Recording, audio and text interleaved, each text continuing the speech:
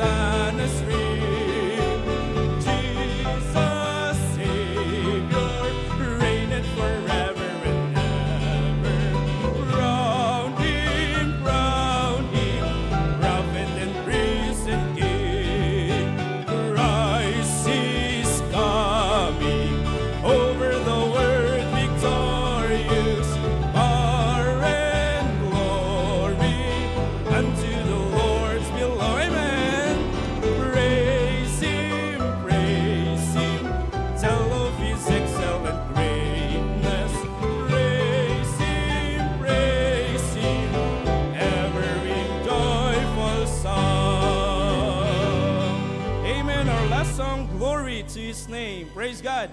No daman iti rason no apay titipon tayo tatang kundaway kabsat. Awan sa bali no di kiti dayawin tayo itinagan ti Ari. Amen. Praise God. Glory to His name. Ready now. Down at the cross where my Savior died. Down where for cleansing from sin I cried. There to my heart was the blood applied. Glory to His name. The chorus now. Glory to His name. Glory to His name. There to my heart was the blood applied. Glory to His name. Second verse. I am so unreal to save from sin. Jesus so sweetly abides within. Amen. There at the cross where He took me. Glory to His name. Chorus. Glory to His name. Glory to His name. There to my heart was the blood applied. Glory to... Ladies, at the third verse, ladies only. Come on, ladies. Amen.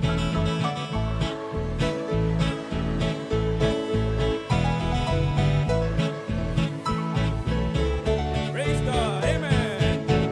All together now at the chorus. Ready? Glory to His name. Glory to His name. There to my heart was the blood applied. Glory to His name. Men only, last verse. Come to this fountain so rich and sweet. As your poor soul at the sea. Come on, man. Lodge in today and be made complete. Glory to His. All together now, the chorus. Glory to His name. Glory to His name. There to my heart was the blood applied. Glory to His name. And all the people say, Amen. Remain standing, please, as we welcome our beloved senior pastor to the pulpit.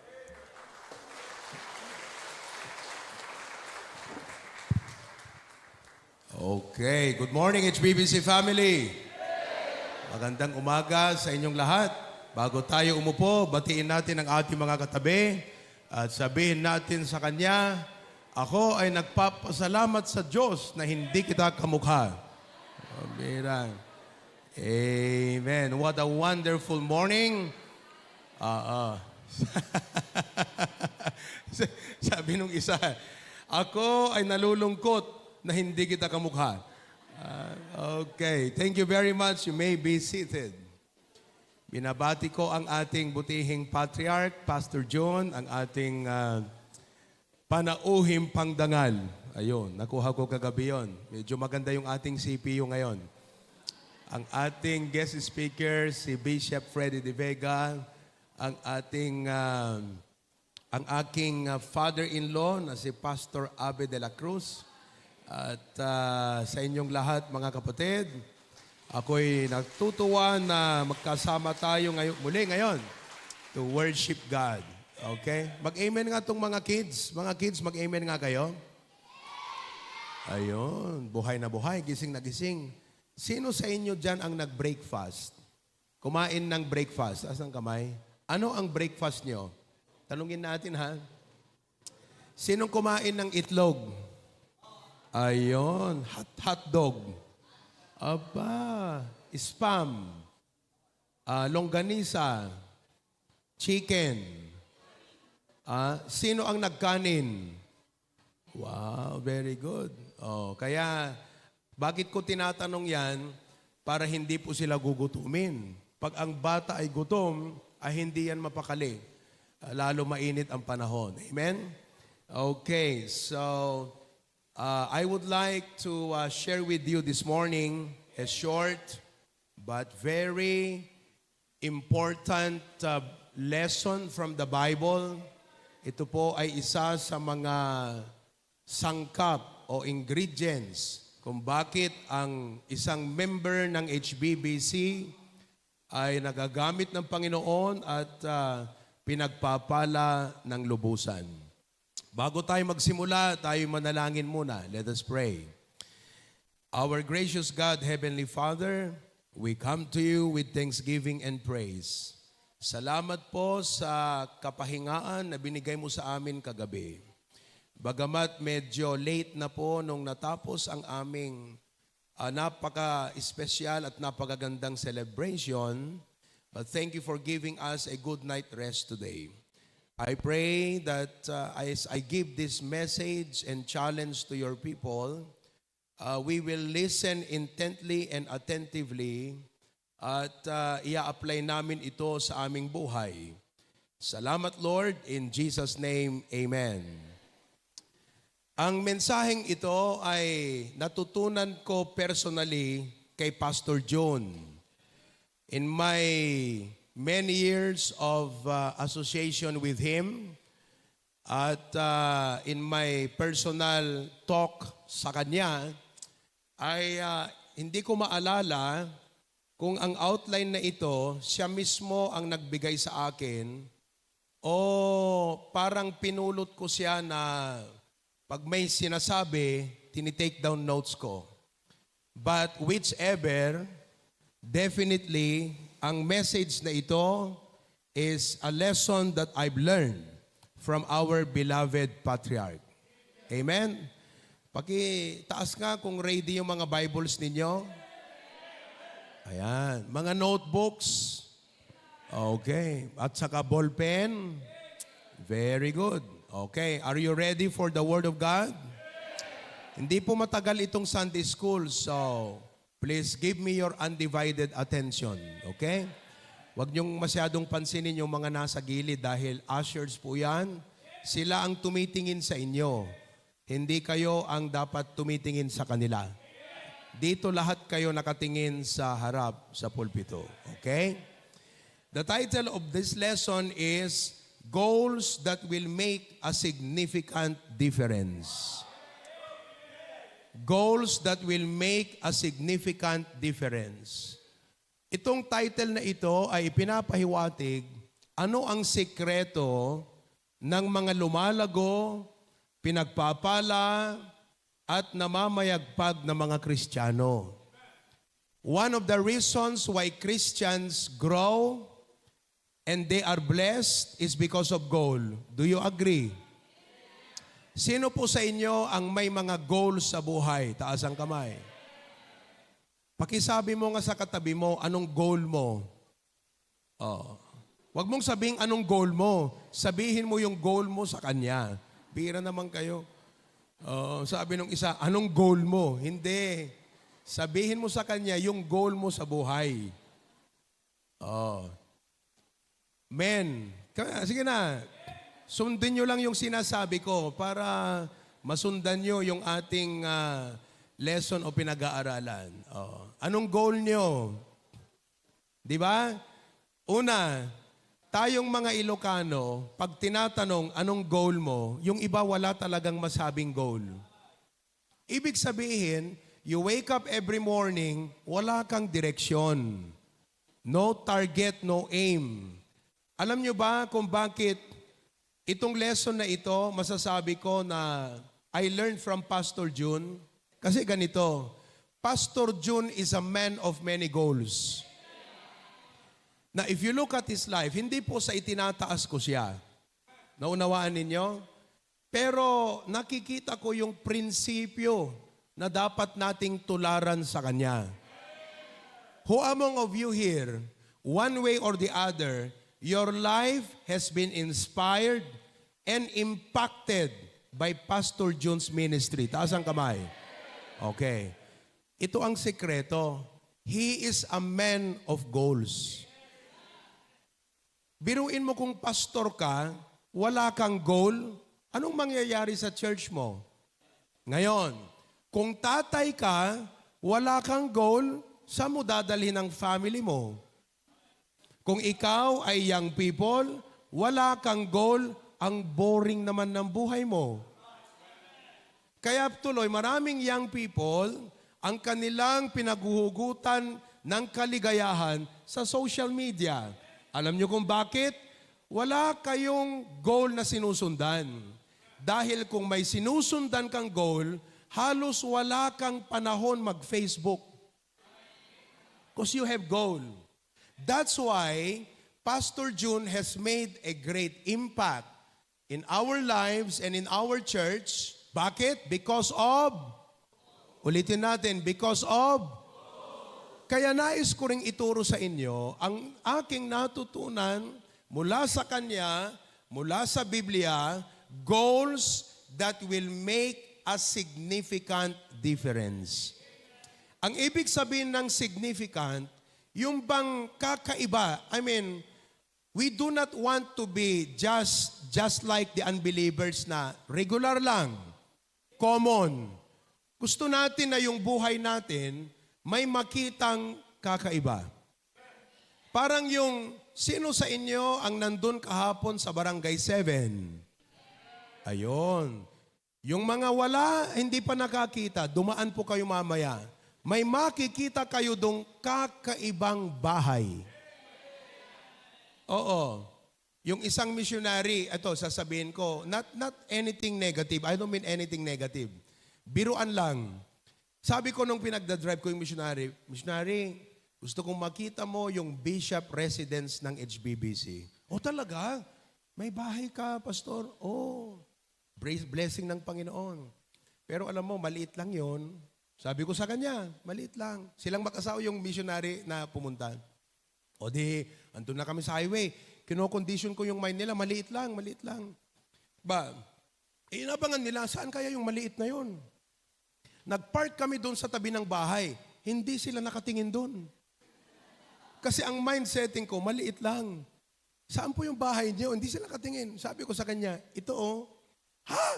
Sabi nung misis niya, maliit nga. Nung lumabas, di doon kami sa may corner, tinitignan namin yung dalawang anggulo ng bahay. Sabi niya, ganyan, pastor, ang liit nga. Ang liit na ng mga bahay sa paligid. Yun ang ibig sabihin ng katangi-tangi. Kapansin-pansin. Tayong mga Kristiyano, hindi nagpapapansin. Subalit, dahil sa sipag natin at ating pagsunod sa salita ng Diyos, dahil sa Panginoon, ang buhay natin nagiging kapansin-pansin ang pagpapala.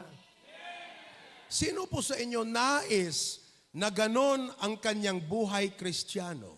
Sa grabeng pagpapala ng Panginoon o grace ng Panginoon, kapansin-pansin ang buhay mo sa mga tao sa paligid mo. Taas ang kamay.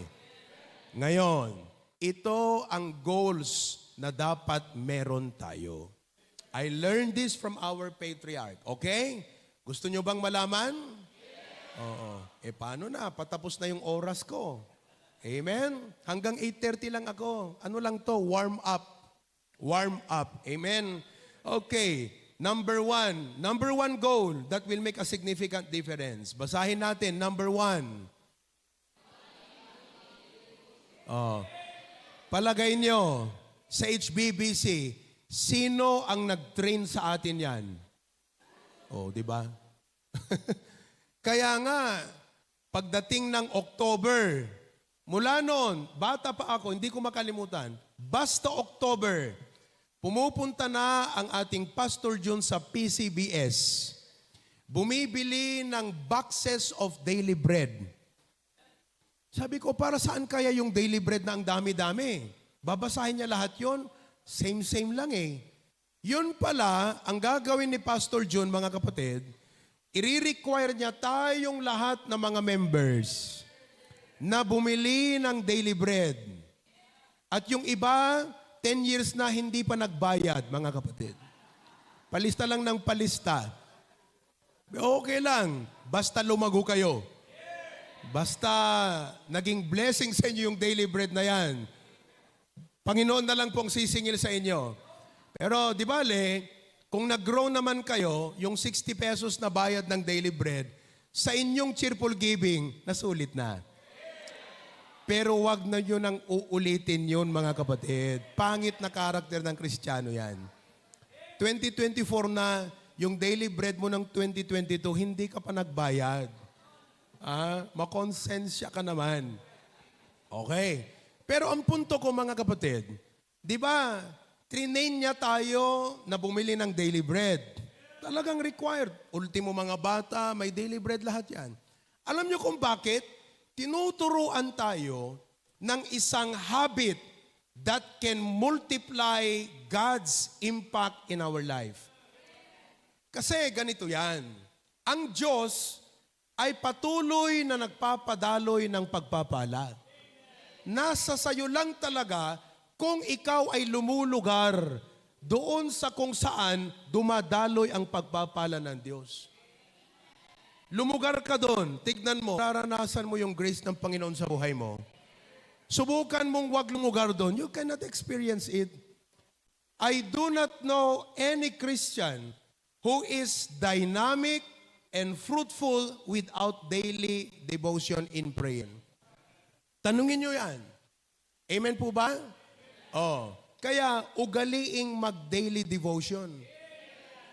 I don't care if you're a busy man, you are a teacher, a professional, a student na maraming mga assignment, project. Mga kapatid, that goal, that habit can change your life. Kayong mga bago na nag-a-attend ng church, yan ang isa sa mga unang lesson na itinuturo namin sa mga HBBC. Matthew 4:4, anong nakalagay doon? But he answered and said, it is written, man shall not live by bread alone, but by every word that proceedeth out of the mouth of God. As important as the bread is for the physical nourishment, so is the word of God. Alam nyo, karamihan ng mga nagpapa-counsel sa akin na may problema, ang tinatanong ko yan sa kanya, nagde-devotion ka ba? Totoo. Halimbawa, pupunta ka sa akin, magpapa-counsel ka, Pastor, may problema ako kasi ganito, ganyan. Ang unang tatanungin ko dyan, nag-devotion ka? Hindi po eh. Kaya pala. Because when you do your personal devotion in the morning, it may not completely eliminate your problem, but it will eliminate unnecessary problems. Karamihan ng mga palpak natin ay dahil mali yung simula natin. If you start the day right, everything will fall in their proper order. It's important to start the day right. Make it your daily goal na alin? Mag-daily devotion. Will you make that promise today to God and say, Lord, I promise you, I am not going to leave my house without prayer. Without daily devotion. Dakay agtaltalon, mga magsasaka, bago po kayo lumabas, anong oras ba umaalis ang mga farmers natin sa umaga? 4 o'clock, sabi ni Tito Manny. Tanungin ko, si Tito Manny 4 o'clock, nagde-devotion ka dito, di ba? So, if you leave 4 o'clock, anong oras kayo gumigising? 3:30. Pakinggan nyo. Alas 4, lumalabas, papunta sa bukid. Ngayon, kailangan niyang gumising ng 3:30 para makapag-spend ng devotion time. Akala natin, mas marami tayong magagawa kung pagkagising, trabaho agad. Mali. Mas marami kang magagampanan pag inuna mo ang Panginoon. 1 hour with God can accomplish more than 10 hours without God. Isang oras na kasama mo ang Diyos sa gagawin mo, mas marami kang magagampanan kaysa yung 10 oras na hindi mo kasama ang Diyos. If you want to have a goal that can make a significant difference in your life, ugaliing mag-daily devotion. Pangalawa, dito tayo magtatapos. Number 2, buhay pa kayo? Okay. Basahin natin ang number 2. Ready? Read.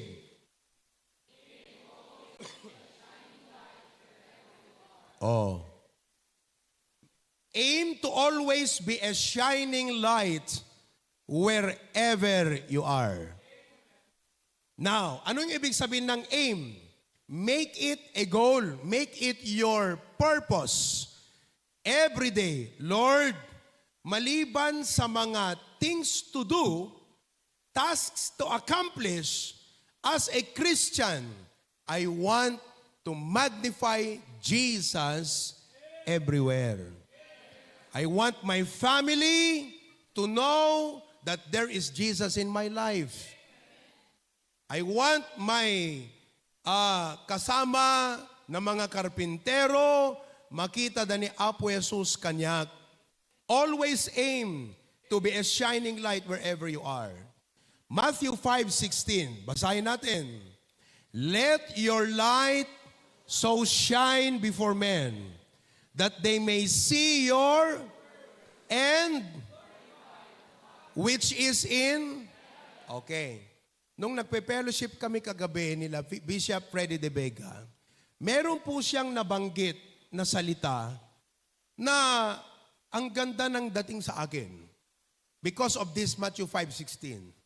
So ang ginawa ko, kinuha ko yung cellphone ko agad, tinake note ko yon. Sapagkat as a leader, ugali ko na pag may idea na pumasok, magandang lesson, sinusulat ko agad. Kasi baka makalimutan ko, kailangan kong isulat. Hindi aksidente na ipinadaan ng Panginoon sa akin ang lesson na yan. I tell him, you know, Pastor, I told him, I am a hungry learner. I am a hungry learner. At daman niyo po siguro, nung sinundo ko siya sa airport, kumain kami sa isang restaurant, nagkukwentuhan kami, may sinasabi siya, maganda yung Bishop ha, teka lang po ha, pause lang tayo. Let me record what you said. Okay? Meron po akong ni-record na kanyang sinabi na hindi ko ngayon makuha yung because I don't have my cellphone. Pero ang punto, sabi niya, may mga members, ang parang punto niya is, may mga members na nagpapaganda ng gumaganda yung reputation ng church dahil sa mga members na katulad niya. Ang aking tanong sa'yo, gumaganda ba ang reputation ng HBBC dahil sa mga members na katulad mo? Maganda yun eh. Nung nasabi niya kako, Lord, yun yung gusto kong maituro sa mga members namin. Na maging conscious at aware sila that wherever they are, huwag silang magtago na Kristiyano. Don't be a James Bond Christian. Kinakailangan, mga kapatid, wherever you are, ipakita mo na Kristiyano ka. And make sure that the way you behave yourself, you conduct yourself, will add value and appreciation from people to the church and most especially to God. So masasabi mo ba ngayon na ikaw on a daily basis, you are living a life na nakakadagdag pogi points sa HBBC yung buhay mo? O baka naman, pag nalaman nilang Baptist ka, lalong pumapangit ang tingin nila sa Baptist dahil sa mga miyembrong katulad mo. That is why if you want to make a significant difference, parang every day when you wake up, I-adapt mo ang goal na ito. And when you adopt this Matthew 5:16 principle, you have no idea how the Lord will actually bless your life for the sake of Matthew 5:16. Para lang lumawak yung influence mo, mas maraming tao ang makapansin at maka-appreciate sa Panginoon sa pamamagitan ng buhay mo, iaangat ka ng Diyos. Siyempre, ang goal mo, hindi yung umangat. Ang goal mo lang na ma-appreciate ng tao ang greatness ng Panginoon at grace sa aking buhay. So I am going to live my life accordingly. Pag sinabing accordingly, sang-ayon sa salita ng Diyos, that the Lord, as He will bless me, people will appreciate God in my life. They will glorify God. Sino po sa inyo na naunawaan nyo yung punto na yon? Taas ka ng kamay. Oh. Maski po kayo estudyante o professional, mga kapatid, let us always aim to shine for the Lord Jesus Christ. Amen po ba? Oh, magbigay pa ako ng isa before I close. Number 3, put God first in everything. Put God first in everything. Oh, sino po ang laging nag-e-emphasize niyan sa atin? Sino? Oh. Kaya nga alam nyo, minsan, pagdating sa ganyan, may nagpaalam kay Pastor Jun, no? Sabing ganyan, Pastor Jun, sorry, pumunta pa, service. Hindi ako maka-attend ng service. Kasi mag-a-attend ako ng libing. Hindi pala libing, yung necrological. Sinagot ni Pastor Jun. Sabi niya, let the dead bury their dead. But you attend the service.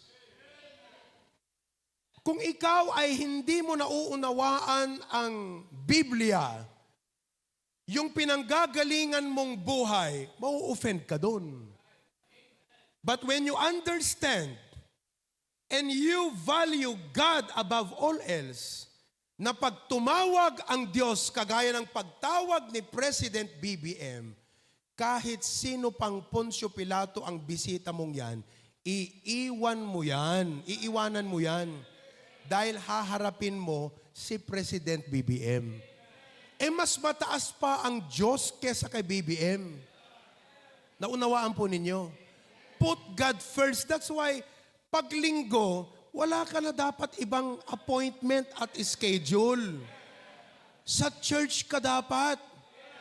Pag may dumating na bisita, 7 o'clock, nagbibihis ka, kumpad, kumadre, pambihira ka na. Sagutin mo, pambihira, kumpad, wrong timing ka. Nagbibihis ako. Bakit saan ka pupunta na naman? Sa church. Sama ka. Sama ka. Lunch tayo mamaya. Ako maglilibre sa'yo. Oh, let them know na meron kang priority. Hindi yung araw ng linggo, kung saan-saan ka pumunta, pinost mo pa sa Facebook. Number 1, hindi ka na nakasunod sa second point. Always aim to shine. Anong testimony mo? Oh, nilabag mo yung goal that can make a difference in your life. Paano ang Christian life mo ngayon? Kaya, put God first. Pangalawa, in your finances. O, ikwento ko sa inyo. Magtatapos na ako. Meron tayong member sa Hawaii. Si Brother Reggie Tangonan, kapatid ni Brother Florante. Si Brother Reggie po ay tagapasukin. Nandito ba yung mga tagapasukin? Nandito na? Ayon. Ngayon, nagkaroon tayo ng first fruit commitment. Nag-commitment yung si Brother Reggie, nag-commitment si Mrs. niya. Kasi po, si Brother Reggie, bago na save, talagang he is a person who really needs the Lord. Na-save. Binago ng Panginoon. Ang nag-witness sa kanya si Pastor Jun mismo. Sa grabeng pasasalamat niya sa Panginoon, he wanted to devote his life to God. Kaya lang, disabled siya. na disabled physically. Pagdating ng commitment ng first fruit, nag-commit siya. Nag-commit yung misis niya. Nag-commit yung dalawang anak niya, si Reggie Boy. Oo. Ngayon, sabi nung mama nila, sa testimony, sabi niya, itong commitment ng dalawang anak ko, saan kaya nila kukunin yan? Tapos, the other Sunday, lumapit daw yung dalawang anak sa kanya na bless sa preaching. Ang sabi, Mami, sabing ganyan, gusto naming doblehin yung commitment namin. Mas lalong nag-isip yung mami. Hindi nga nila kayang ma-fulfill, sa tingin ko, yung commitment, dodoblehin pa. Alam niyo, to cut the story short, okay? By the grace of God, una, si Brother Reggie, na-approve yung kanyang disability benefit. Na-approve. So, nakapagbigay siya kaagad sa Panginoon. Pagkatapos po niyan, tinawagan ulit siya ng SSS. Tama ba? SSS? At ang sabi sa kanya, pumunta ka rito sa opisina at baka yung dalawang anak mo ay tatanggap din ng benefit. Pumunta. Ito ang overwhelming. Pagdating sa opisina, di na-approve. Alam nyo ang binigay na benefit sa bata? Tatanggap sila ng monthly benefit hanggang 16 years old. You have no idea how God can turn your finances around. You just need to obey and follow Him. Put God first. Hindi yung, anong mangyayari sa akin pag binigay ko to? Ang dapat tanong mo, ano ang mangyayari sa akin pag hindi ko binigay to? At ano ang mamimiss ko kung hindi ko sinunod ang Panginoon? Kaya kayo, pag may natanggap na pagpapaala sa Panginoon, put God first. At kayong mga mag-asawa, hindi nyo dapat pinag-aawayan yan. Dapat enjoy na enjoy yung pag-usapan kung tungkol sa tithes and offering. Hindi yung, paunay ka mo bakit adoonay taitid mo na. Hamot sikat nagbannog, siyak mo't samo ko na. Hello? Hindi mo alam, your obedience will make a significant difference in your life. Di ba? Napakasimpleng mga prinsipyo. Pero paulit-ulit lang na itinuturo hanggang sa lahat tayo ay nagkakaisa ng pag-iisip. All of God's people say? Ulitin natin, what are the significant goals that will make a difference in your life? Number 1, ugaliing. Number 2, okay. And number 3, put God first in everything. Number 4 pala yun, nakaligtan ko yung number 3. Tumayo tayong lahat. At I want you to have a silent prayer of 1 minute. Sa minutong panalangin. Hingin mo sa Panginoon how you can apply these principles in your daily life.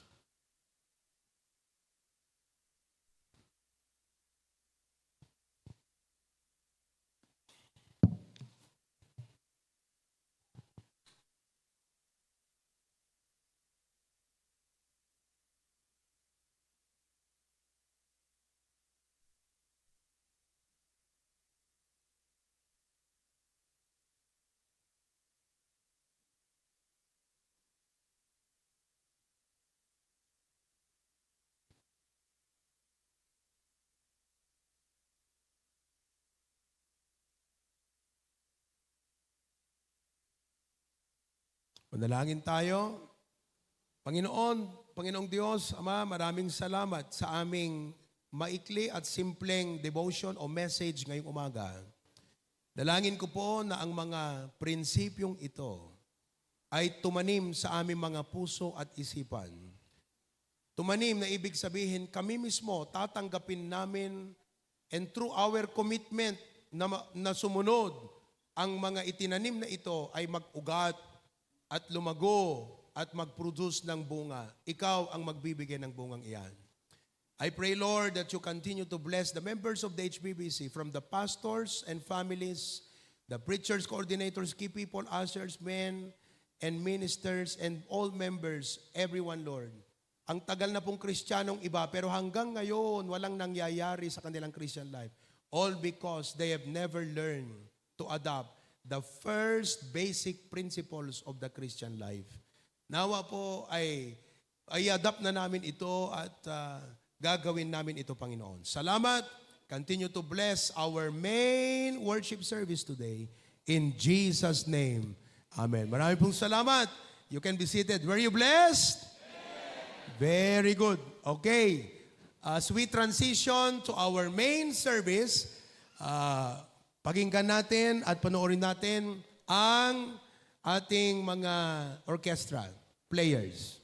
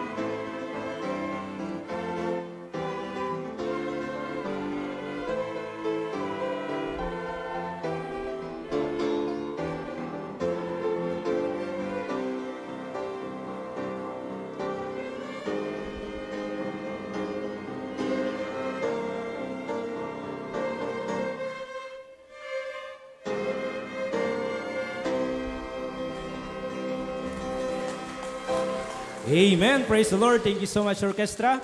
Lahat po nang na-bless sa ating Sunday School, say aloud, Amen. Amen. Praise God. Tumakder tayo am niya kabsat. I-apply tayo kuma. Dagi nga mensahe ti Apo kabsat. Amen. Praise God. Amen. Our first song, I am resolved. Amen. We should resolve to follow the Savior and also to apply the preaching of God's Word. Amen. First verse now. Ready?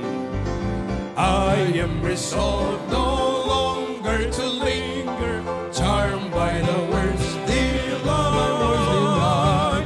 Things that are higher, things that are nobler, this and alert my sight. Chorus now. I will hasten to Him, hasten to blood and free. Jesus, greatest, highest, I will come to Thee. Second verse now. I am resolved to go to the Savior, leaving my sin and strife. Amen. He is the true one, He is the just one, He hath the words of life for us. I will hasten to Him, hasten so glad and free. Jesus, greatest,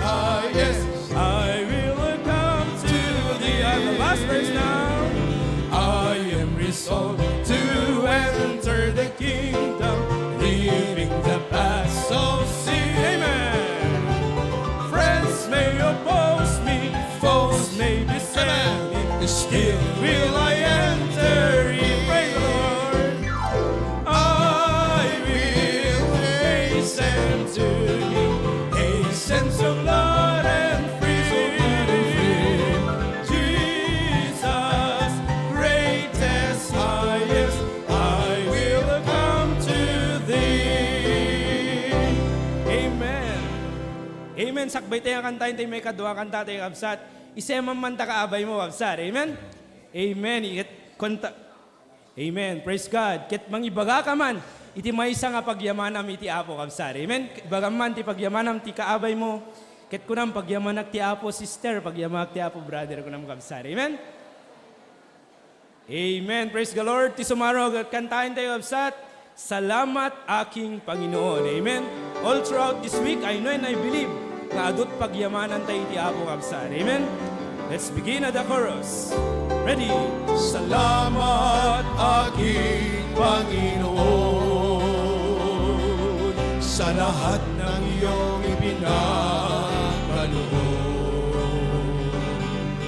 Buhay ko'y sa iyo, aking ialay, ika'y mahalin at buong puso, paglilingkuran. First verse now. Kung aking isipin, sakripisyo mong dakila, buhay mo'y ibinigay, sa krus ika'y namatay, at kung ika'y tinanggap ko, ako'y iyong iniligtas. Salamat, salamat, sa dakila mong pagmamahal. Salamat aking Panginoon sa lahat ng iyong ipinagkaloob. Amen. Buhay ko'y sa iyo, aking ialay, ika'y mahalin at buong puso, paglilingkuran. Last verse now. Sa aking paglalakbay, salita mo ang aking gabay, pangako mo'y aking lakas, sa lahat ng landas. Maging sa pagsubok, ako'y iyong pinapatibay. Salamat, salamat, tunay kang matapat. Salamat aking Panginoon. Amen. Sa lahat ng iyong ipinagkaloob. Buhay ko'y sa iyo, aking ialay, ika'y mahalin at buong puso, Sing it one more time. The chorus. Lift your voice. Salamat aking Panginoon sa lahat ng iyong ipinagkaloob.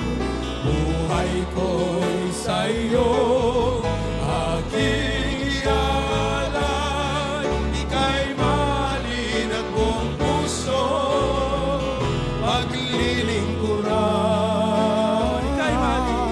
Ika'y mahalin at buong puso, paglilingkuran. Amen. All of Praise God's God. people say, Amen. Our next song, Born to Win. Amen. Born to Win. Amen. Ipangig mo, takaabay mo, absat niya kadet yung alawas, talaga nga nangabak ka. Amen. Amen. Praise God. Let's begin the first verse. Ready? born in a world of sin, hopelessly lost, no peace within, searching for love in a world of hate, no way I could win. Then my Savior came my way, He turned my darkness into day, and on that day I was born again. Praise His name, I was born to win. Chorus. Born to win, hallelujah, I was born to win. I'll never give up, never give out, never give in. No matter what Satan throws my way, I'll still go on in Jesus' name. through His love and mercy that knows no end. Praise His name, I was born to win. Last word. Since I began to run this race, many the trials I had to face.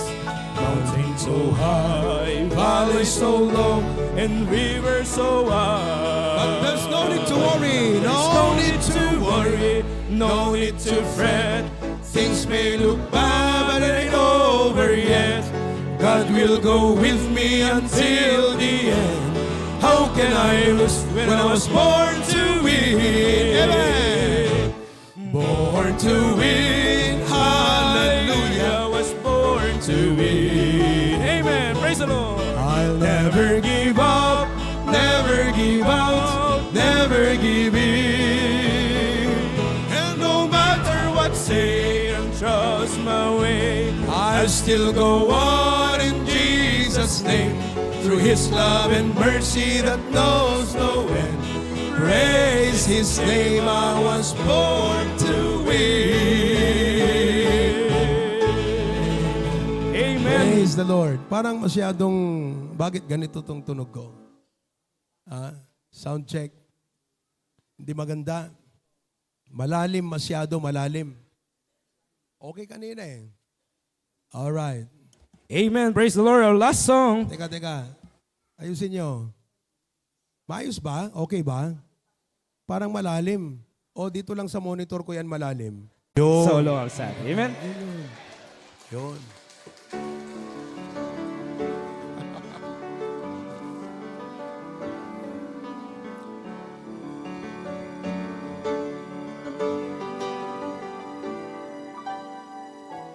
As I look back on this road I've traveled 25 years, I see so many times He carried me through.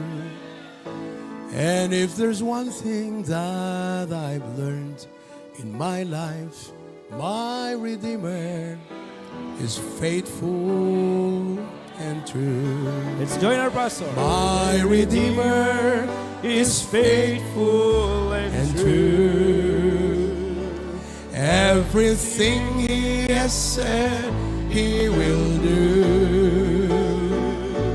And every morning His mercies are new. My Redeemer is faithful and true. This is my life. My heart rejoices when I read your promise that there is a place I am preparing for you.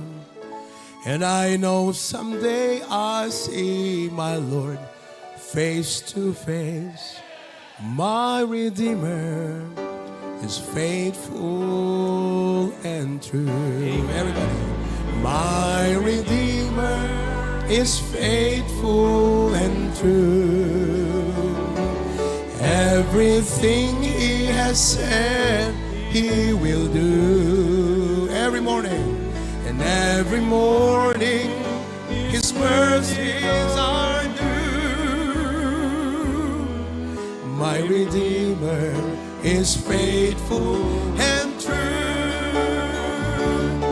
And in every situation, He has proved His love for me. And when I lack the understanding, He gives more grace to me. Oh, my Redeemer is faithful and true. Everything He has said He will do. And every morning His mercies are new. My Redeemer is faithful and true. My Redeemer, He is faithful and true.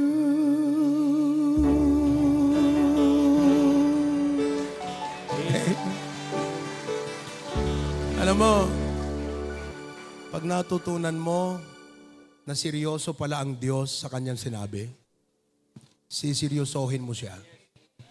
And you will live a confident life. Amen? You have another song? God's been good. Okay. Alam mo yon? God's been good. Amen. One more song, Absat. Amen. God's been good. Amen. Kasi may lang, Absat. Okay pa kayo? Alam nyo, blessing nga nagkulam. Dapat sa ba yung panahon? Oh, di ba? Yes. Mainit pa rin, pero mas mainit pagka hindi nagkulim, di ba? Oh, do you have the God's been good? Oh, join me in the chorus. Okay? First verse. Lately I've been looking back along this winding road to the old familiar markers of the mercies I have known. I know it may sound simple, but it's more than a cliche. There is no better way to tell you than to say, Amen. in my life, I feel blessed beyond my wiles when I go to sleep each night. And though I've had my share of hard times, I wouldn't change them if I could. 'Cause through it all, God's been good. God is so good. Times replay and I can see that we've cried some bitter tears, but I felt His arms around me as I faced my greatest fears. I've had more gains than losses, and I've known more joy than hurt as His grace rolled down upon me undeserved. God's been good in my life. I feel blessed beyond my wildest dreams when I go to sleep each night. And though I've had my share of hard times, I wouldn't change them if I could. 'Cause through it all, God's been good. Now, for God has been my Father, my Savior and my friend. His love was my beginning, and His love will be my end. I could spend forever trying to tell you everything He is, but the best that I can say is this. Come on, everybody sing that now. God's been good in my life. I feel blessed beyond my wildest dreams, and I go to sleep each night. Though I had my share of trials, I couldn't change them if I could. 'Cause through it all, 'cause through it all, 'cause through it all, come on. God's been good. God's been good. Sabi mo sa katabi mo, God is so good. Alam nyo, I learned a principle. God never stops being good. We only stop thanking Him. Hindi siya tumitigil na maging mabuti sa atin. Tumigil lang tayong nagpapasalamat sa Kanya. Amen? Praise the Lord. Remain standing for the reading of the Word of God. Our resident pastor in Pasukin, Pastor Vercam, and share to us, lead us in the reading of the Word of God this morning. Thank you, Pastor Pruvi. All right, kasi tadagdar tayo kakabsat, let's open our Bible in the book of Hebrews chapter 13. Hebrews chapter 13, and your Pi Bible, page 1359. Okay, so if you are there, say aloud, Amen. I think may mayat siguro, basahan tayo aggagaddan kakabsat iti Ilocano. Amen? Page 1359. All right. Are you there? Amen? All right. Beginning from verse 5 down to verse 8, and then we will jump to verse 17. All right. Let's read all together. In Ilocano, everybody begin. Ti panagbiagyo ket awan kuma ti kinaagom. Ket mapnek kayo kuma iti adda kada kayo, tay sumet laeng kinunana, san kanto apanawan, ket di kanto baybayan. Iti kasta mabalin tayo asawen as itatalged, ti apo ti tumulong kanyak, jak tuag buteng iti uray anyang aramiden ti tao kanyak. Lagi penyo dagiti mangipangulo kada kayo, isuda ang mangipakamu kada kayo ti sao ti Diyos, ket ti pamatida tuladen nyo, apan panunuten nyo no anya tinagtungpalan ti panagbiagda. Ni Jesus Kristo isumetlaeng iti kalman, ket itangal daw, ken ti agnanayon awan patinggana. Verse 17, agtulnog kayo kadagiti mangidaulo kada kayo, ket paiturayan kayo, taigagada dagiti kararwayo, akas laysuda ti mangidadagto, tapno aramiden da daytoy asirarago, ket saan na silididay, tadaytoy ket awan ti magungunayo. Itay ti panagkararag, apo mi ken Diyos mi nga nasantuan ken langitan. Agyaman kami apo saan laeng itibiyag nga agnanayon ngayong payo mo kada kami, kan ti panakaisalakan apo, babaen kani apo mga Jesucristo. No di ket ti apo Diyos, agyaman kami iti insaad mo apo, nga pastor mi apo iti bibiyag mi. Takinunam apo kadagiti saom, isi ka apo Diyos iti nang plano ken nang panggap apo iti pusom. Ken kastamet apo nga inbilin mo apo kada kami, iti saom apo ngayon kami apo binasa, nga dapat agtulnog kami apo, tatigapuna, isudan to apo Diyos, iti agsungbat apo ken ka, gapu kadagiti kasasad apo tina espirituan nga panagbiag mi.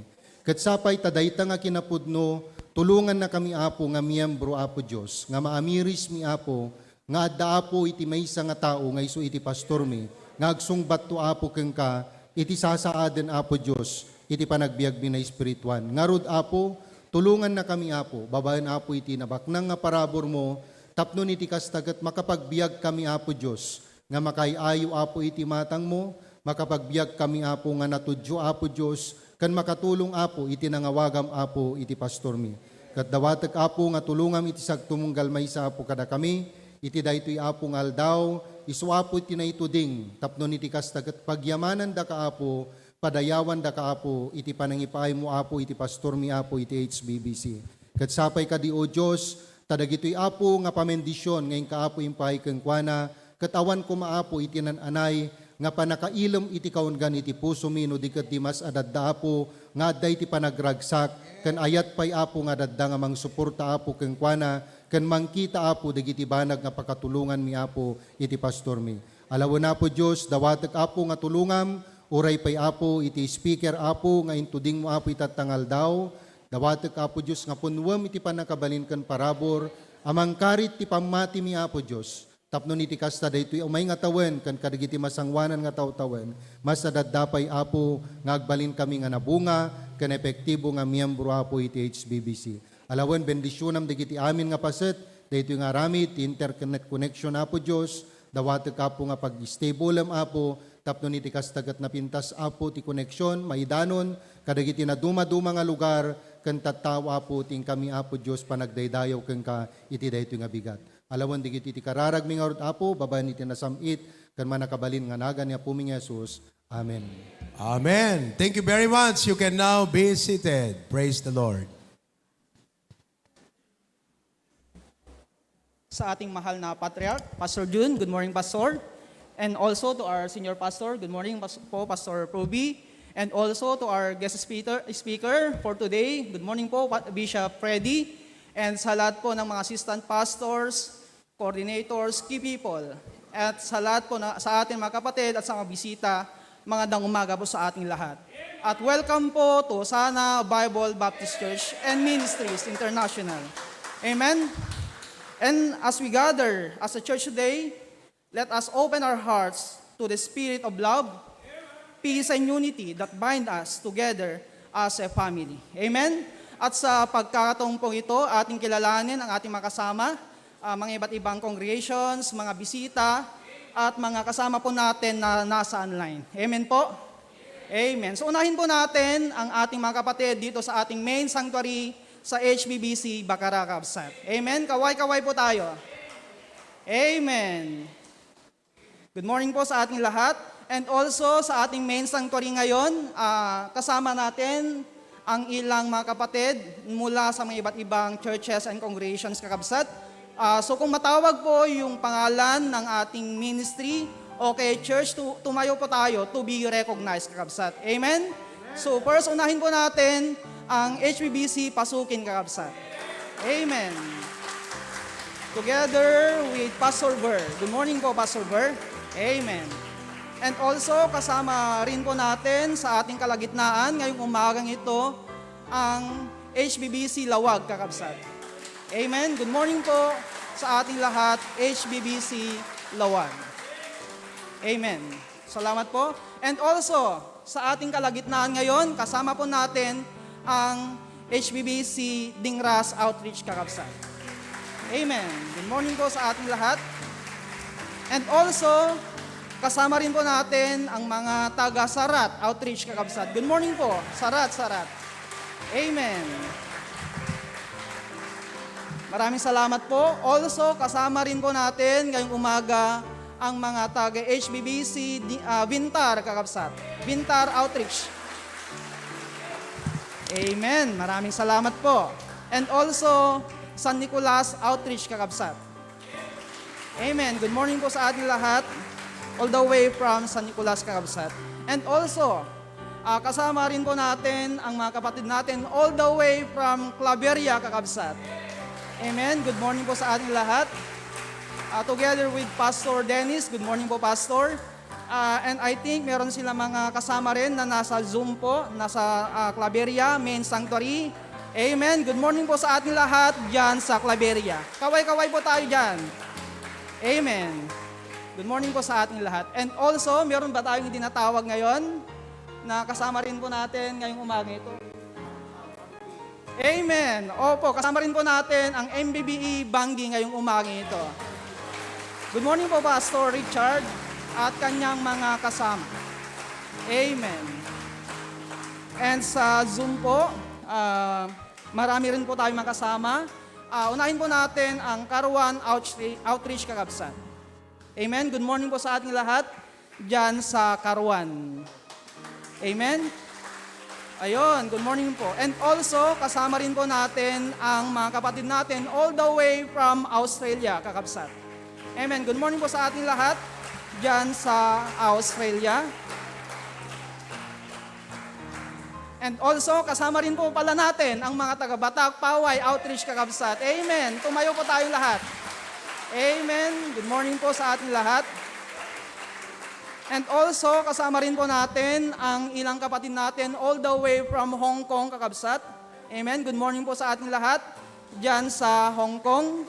And we have also from Hawaii, kakabsat, we have Sir Moses and Ma'am Teresa at Kawili. Good morning po sa ating lahat dyan sa Hawaii. Ayun po. And also, we have Brother MM. Good morning po, brother. Nagdadrive po. And also we have Sister Ernaline Sao, all the way from Hawaii. Good morning po sa ating lahat dyan sa Hawaii. And also, we are blessed. Kasama rin po natin ang mga kapatid natin all the way from California, mga kapatid. Amen po. We have Sir Rene Castillo, all the way from Hawaii, California, Kabsat. Good morning po, sir. And also we have Ma'am Elaine Castillo. Amen. Good morning, ma'am.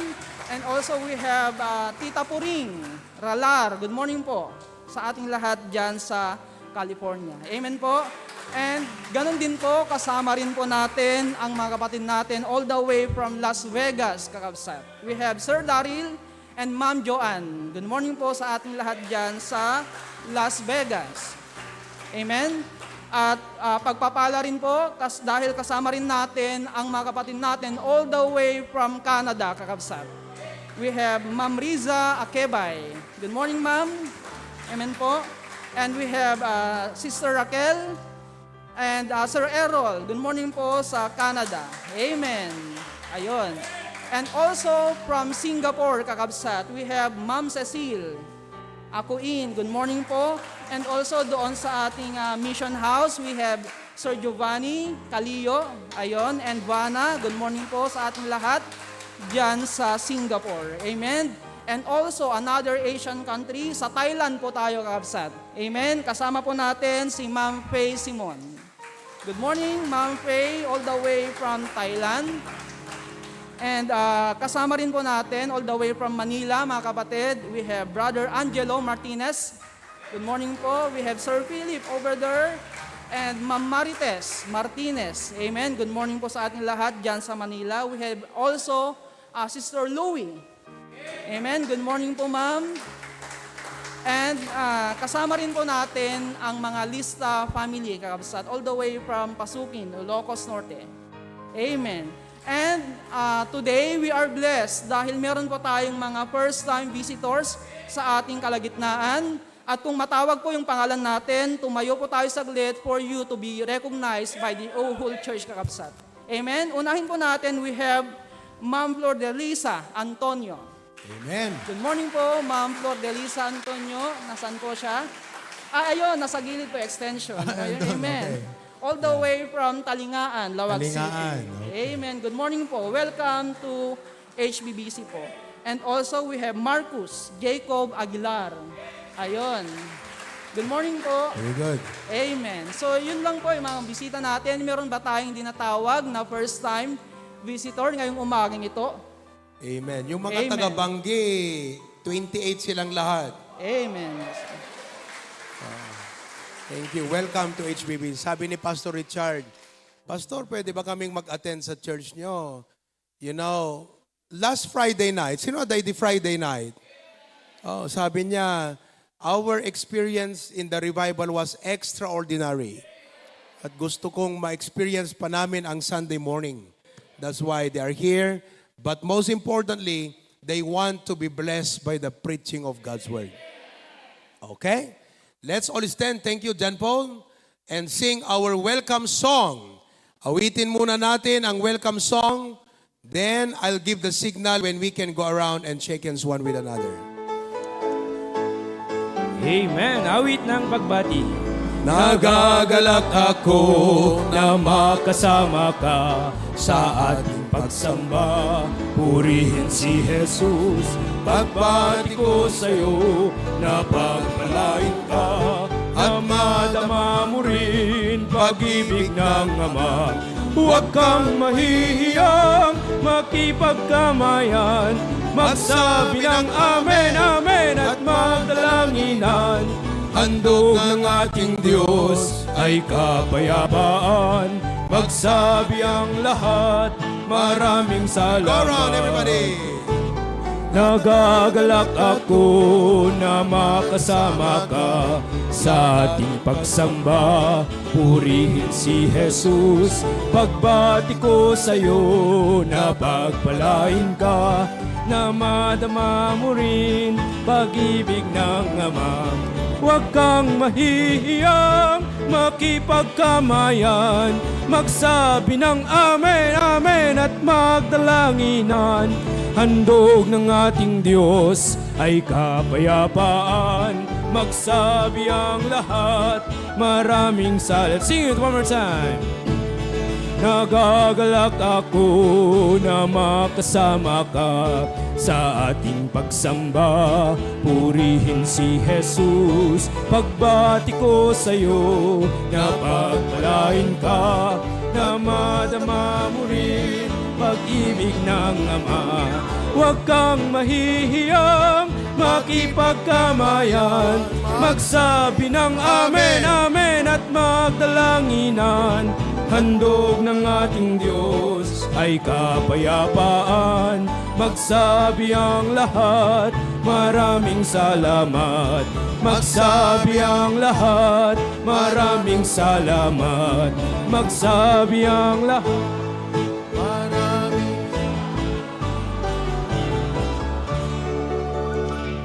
Okay.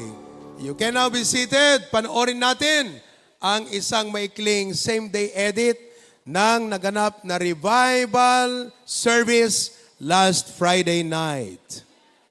This coming Friday, May 3, will be our church revival meeting. We all need our faith to be revived, our love to be set aflame in serving God. We live in tough times because of problems, because of the so many difficulties and doctrines around us. Kailangan po natin ng revival. Our guest speaker is a national revivalist to all Baptist churches, Bishop Freddy De Vega.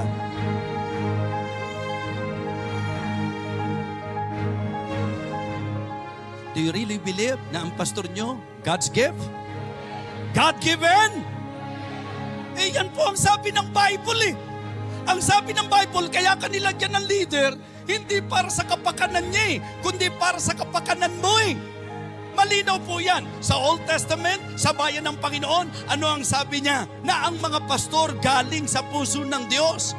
I will give you pastors according to mine heart that will feed you with knowledge and understanding.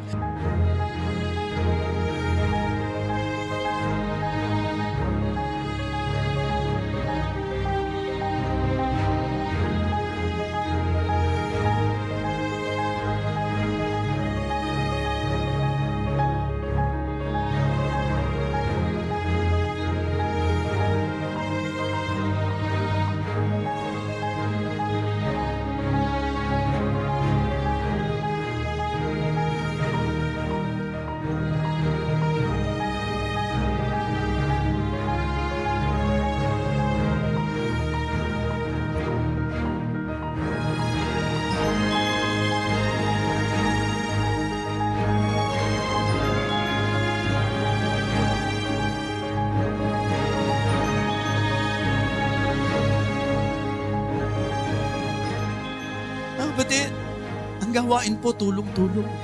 Members, lahat sa inyo nang naging kabahagi, lahat sa inyo na nagsakripisyo, lahat sa inyo na nagbigay, kayo mismo makapagpapatunay ng proven hand of God sa buhay ninyo. Nagkulang ba ang Diyos? Hindi. Sabi ko nga sa inyo, the more na nagbibigay ka, the more na nagpapala ang Diyos. Kaya nawa, mga kapatid, itong message na ito ay mabaon sa puso at isip natin. Let us rebuild the broken wall. Let us rebuild the broken wall, mga kapatid. Ipinakita ng ating pong mensahe, the genuine heart of the leader, the good hands of the Lord, and the great harmony of the Lord's people. And they said, let us rise up and build. At anong sabi sa last part? So they strengthen their hands for this good work.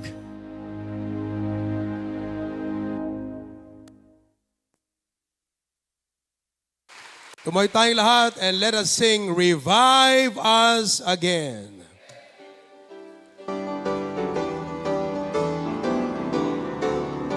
On the first now.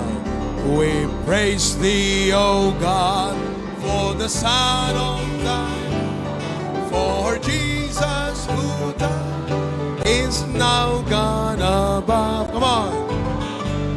Thine the glory, hallelujah, hallelujah, thine the glory. Revive us again. Palagay ko, mas ramdam natin pag yung Ilocano ang inawit natin. Amen? Okay, let's sing Riingen na ka, Ilocano.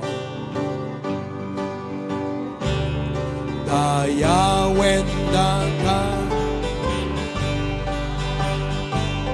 tagapuken anatay ijan. Hallelujah, Amen, hallelujah. Quamte Gloria. Second verse na. Dayawenda, linawagan na, gapuken Kristo, napukawe.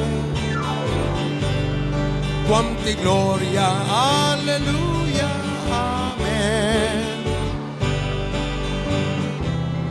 Riingen na ka, gapuken Kristo, na ijay krus na tayo, inugasan na sumi.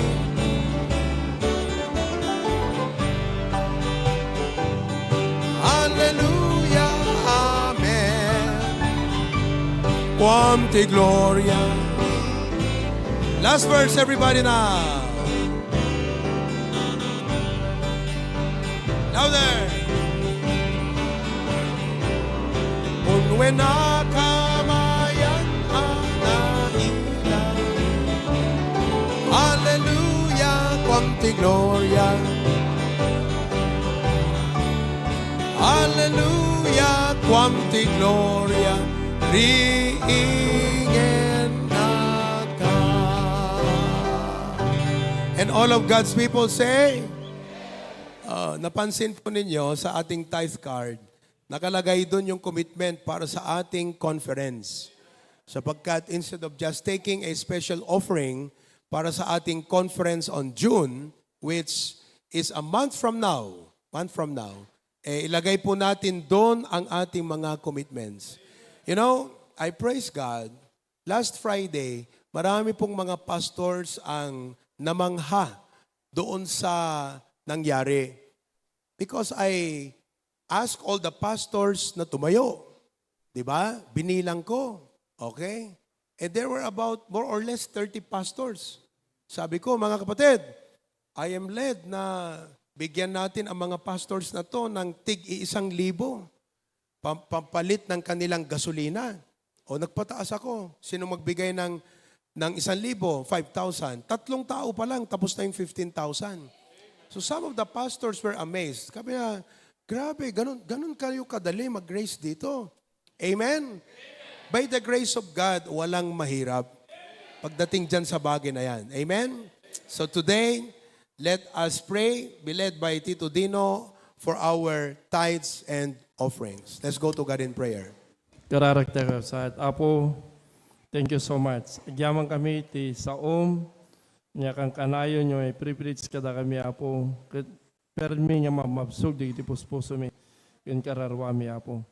Urepeti ito nga kundaway o Diyos, siraragsak kami, nyo may mangisubli di iti pagkapulukin ka, kendat daton, ket sapel ako Apo, ta bendisyonam, ken bendisyonam at amin Apo, na pagsapulan mi, ket Yes. Apo, pagbalin na kam kumapay, ngat adapay nga matalek mo, kadigiti amin na bendisyon mong ipay mo ti panagbiag mi Apo.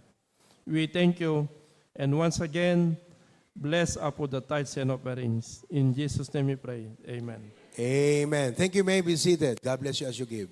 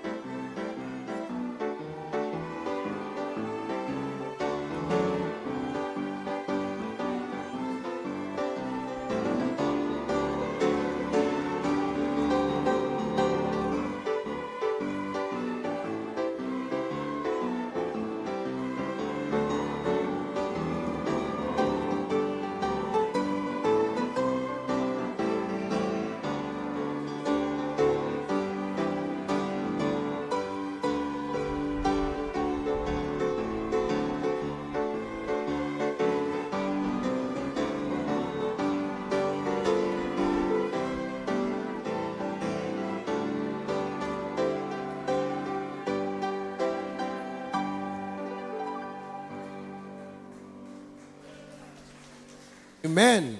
Ayun na yung palakpak natin, Amen? Okay. Today is Pastor Sunday. Alam nyo, hindi pa ito yung talagang araw ng kaarawan ng inyong pastor because my birthday will be on Friday. By the grace of God, I am now turning 39 years old. Grabe, 39 years old na po ako. And this year, I am also significantly, I am celebrating 25 years na bilang pastor.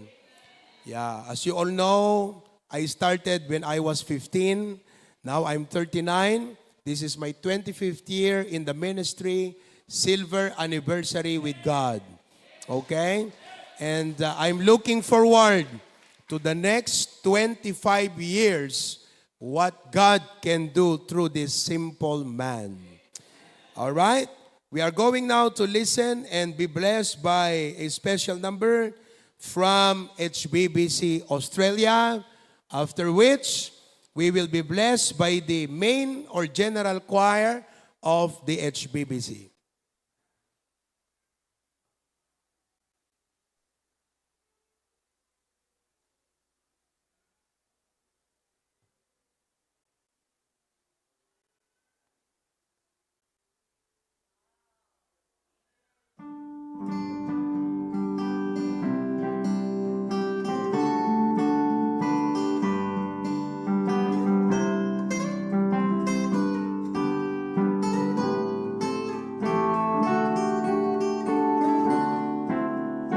I was discouraged when no answer came. See, I prayed for years and it still saw no change. Was ready to give up, all my wish come true.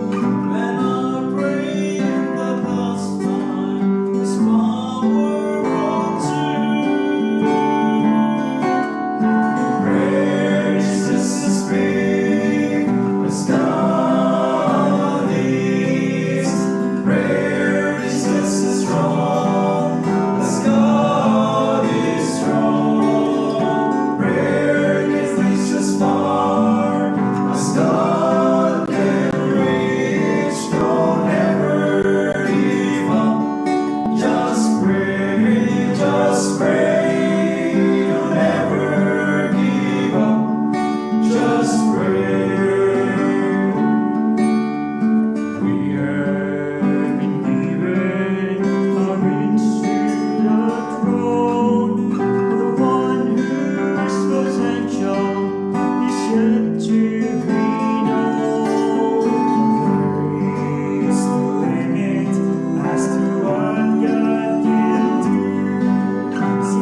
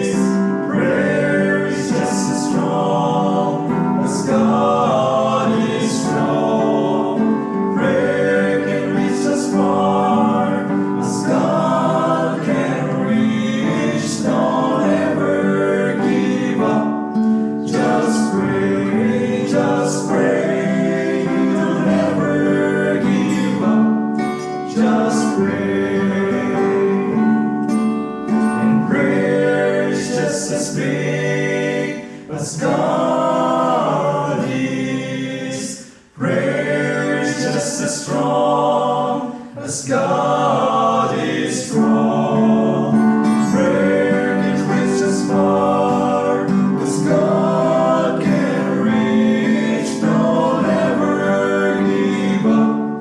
Just pray, don't ever give up. Just pray, don't ever give up. Just pray, just pray.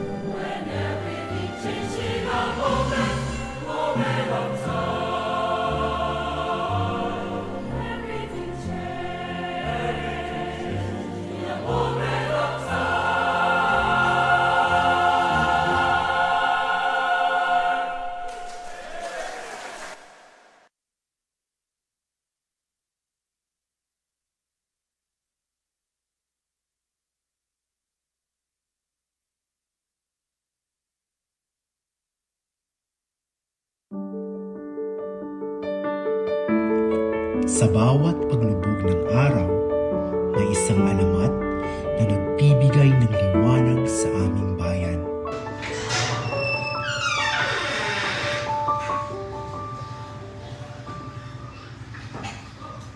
Ang pastor, ang tanglaw sa dilim, ang gabay sa aming mga landas.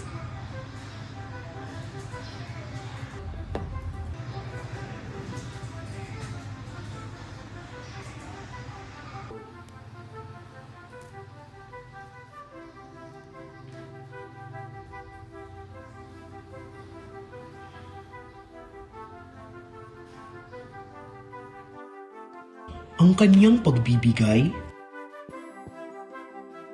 pagbabahagi, pagpapatotoo para sa Panginoon ay aming gabay sa aming ding pamumuhay na kaluluwatihan para sa Panginoon.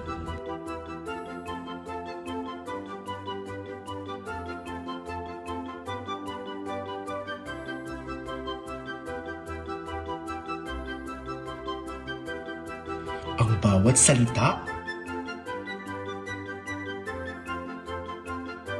isang himig ng pag-asa.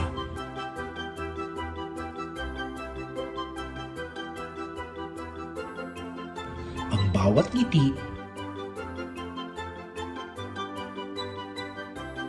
isang pintig ng kalinga.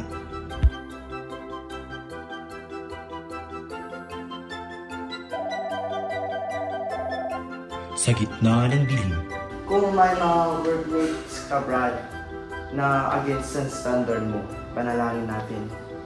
In Jesus' name, Amen. I will continue praying for you, Brad. siya'y nagbibigay ng liwanag.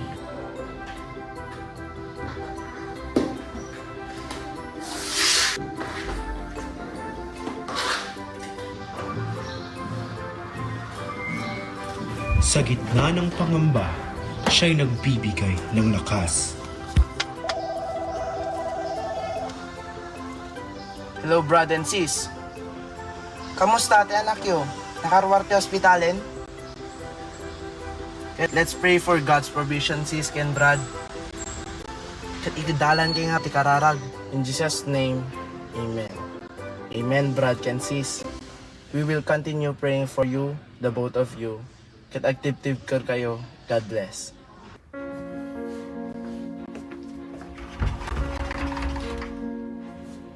Sa gitna ng kawalan, siya'y nagbibigay ng pag-asa. Hello? Oh, kamusta di pinagbasa? Nag-graduate kan? Amen. Malakit, Brad. No one to pwede pagubraam. May kanto pinagbasa ito online Bible School. Tap no manayo ng pay, Brad. Tinalage mo, tisasaw ti Apo. Kararag tangarod. God bless you, Brad. Baka mo anak to nag-grade ka. Sa gitna ng lungkot, siya'y nagbibigay ng ligaya. Oh, kamusta ita abroad ka, Hapsat? Napangkay mo nung nag-soul winning? Nag-disciple kayon? Amen! Kita daman ka, Hapsat, ti personal matters or kastayo. Hangkay madanagan ka, Hapsat, nag-chat kanyak or mangtawag kanyak. In Jesus' name, Amen. Kapsat, God bless. Hanyo liplipatan na join tayo service to na Rabi. At sa bawat araw na nagdaan,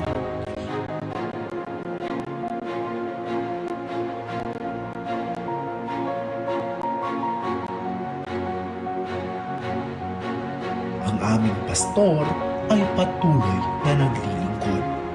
Ang kanyang buhay ay isang pagpapahayag, isang antipara ng kaluluwatihan para sa Panginoon.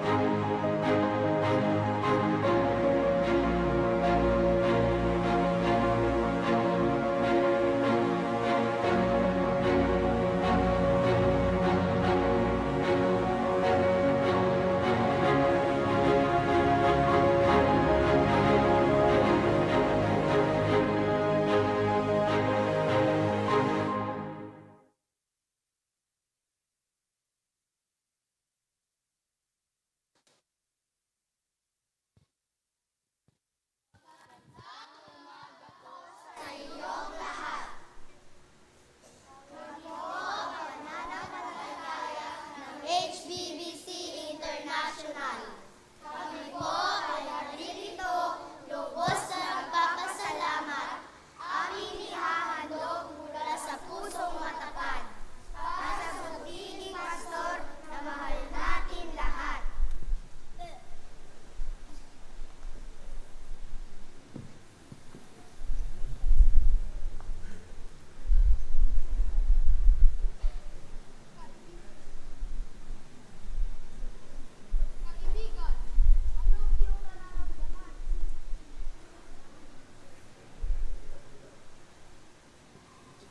Kaibigan, ano ang iyong nararamdaman?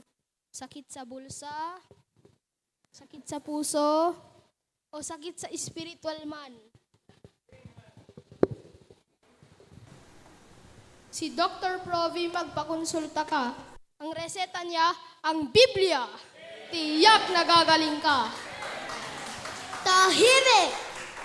Kayo ay maupo at makinig. Nais ng goray sa kanya nakatitig. Si Pastor Provi ang pinakamagaling na guro. Ang buhay niya ay ehemplo. Ang Biblia ay ang kanyang itinuturo. Tumigil! Ito ang alitan.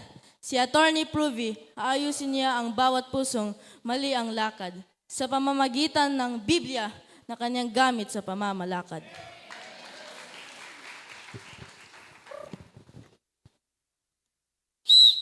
Huli ka, kaibigan. Nakapantalon ka na naman. Hindi ka na natuto. Umuwi ka at ayusin ang suot mo. Si Police Sergeant Provy, matapang kang itatama sa pagkakamali at pagkalimot sa pamamagitan ng Biblia. Kain na, kain na! Kain na! Huwag gutom. Sa Bibliang hawak niya, siguradong lahat aayos ang buhay.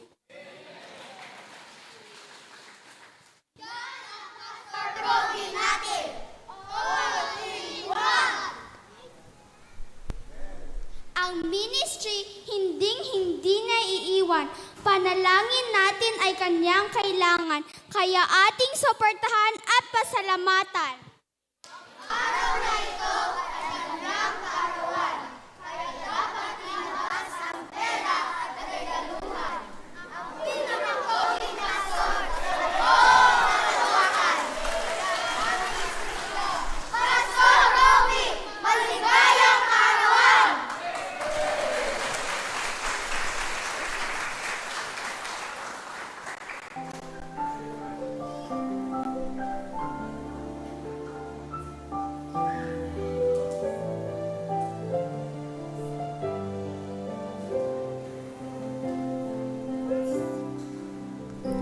You answered the call and obeyed God's command.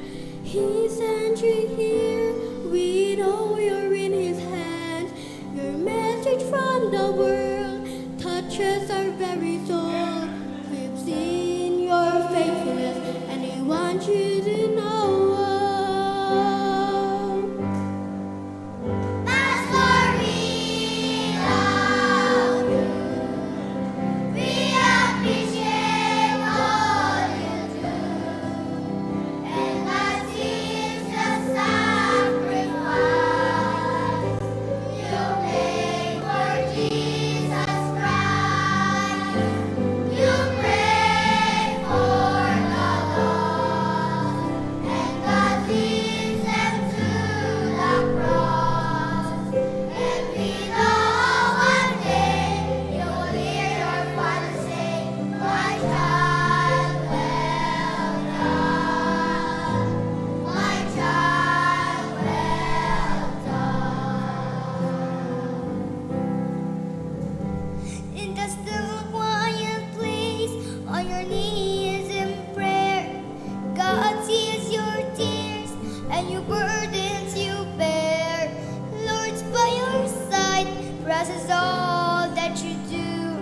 Through good and bad times, we'll see you through. Pastor, we love you.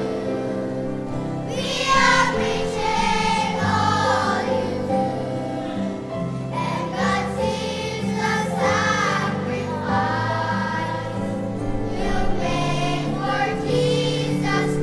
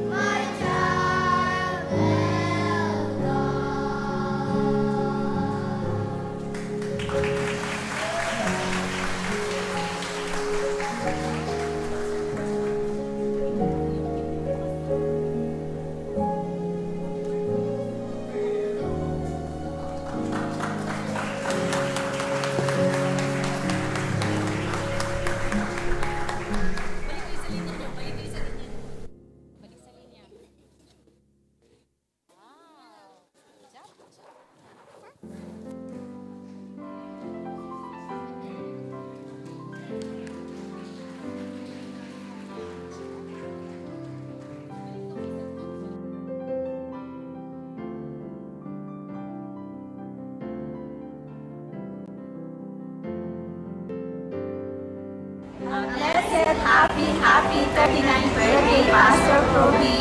Thank you for all the godly messages you shared with us.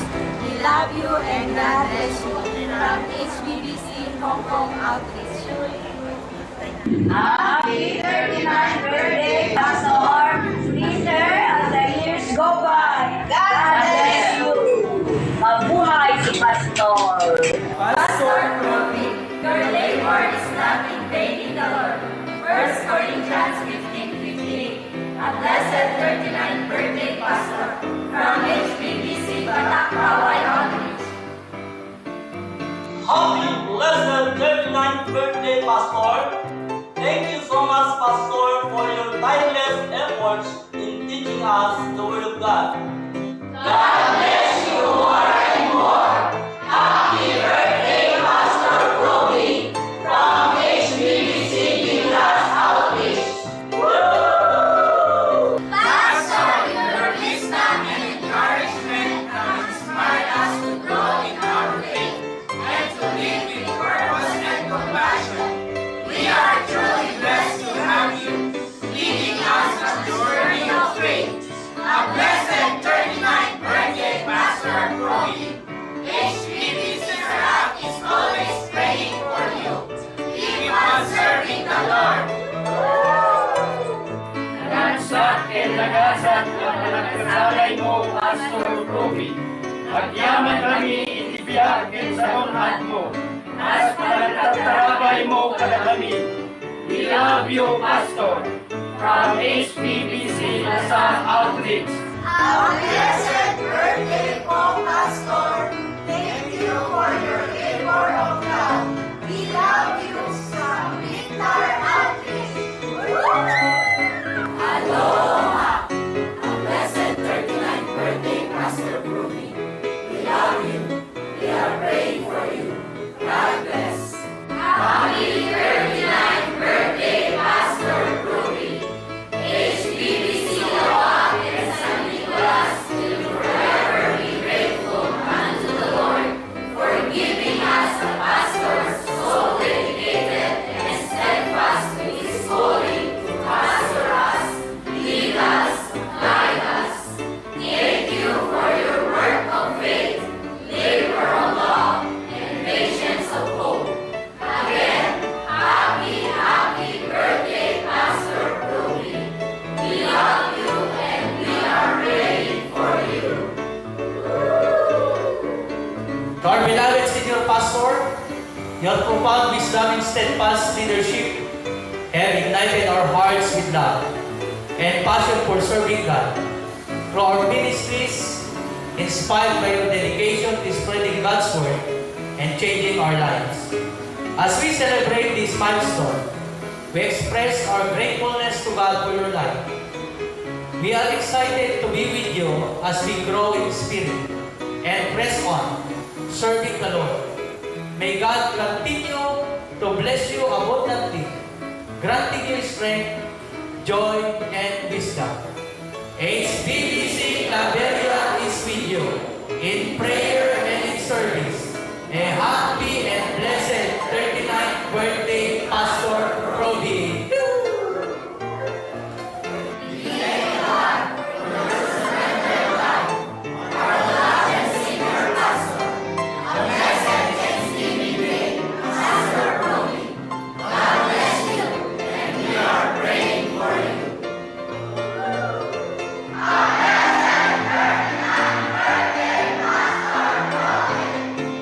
Pastor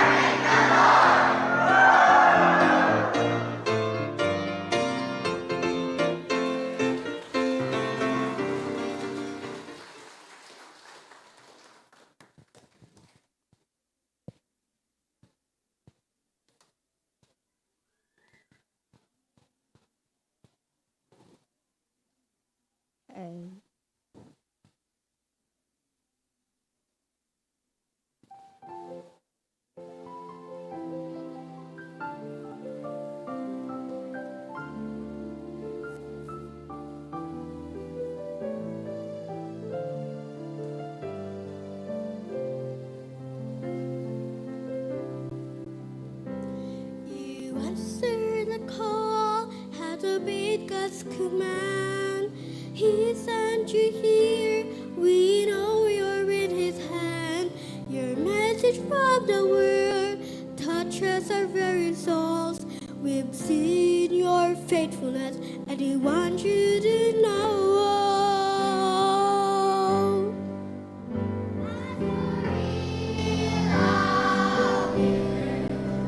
We appreciate all you do, and God sees the sacrifice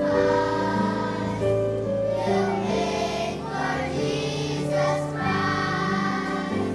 You pray for the lost, and God leads them to the cross. And we know one day you'll hear your Father say, "My child, welcome. My child, welcome." In a still quiet place, on your knees in prayer, God sees your tears and your burdens you bear. Lord, by your side, rests all that you do. Through good and bad times, we'll see you through. That's why we love you. We appreciate all you do, and God sees the sacrifice you made for Jesus Christ. You pray for the lost, and God leads them to the cross. And we know one day you'll hear your Father say, "My child, welcome. My child, welcome." That's why we love you. We appreciate all you do, and God sees the sacrifice you made for Jesus Christ. You pray for the lost, and God leads them to the cross. And we know one day you'll hear your Father say, "My child, welcome. My child, welcome. My child, welcome. My child,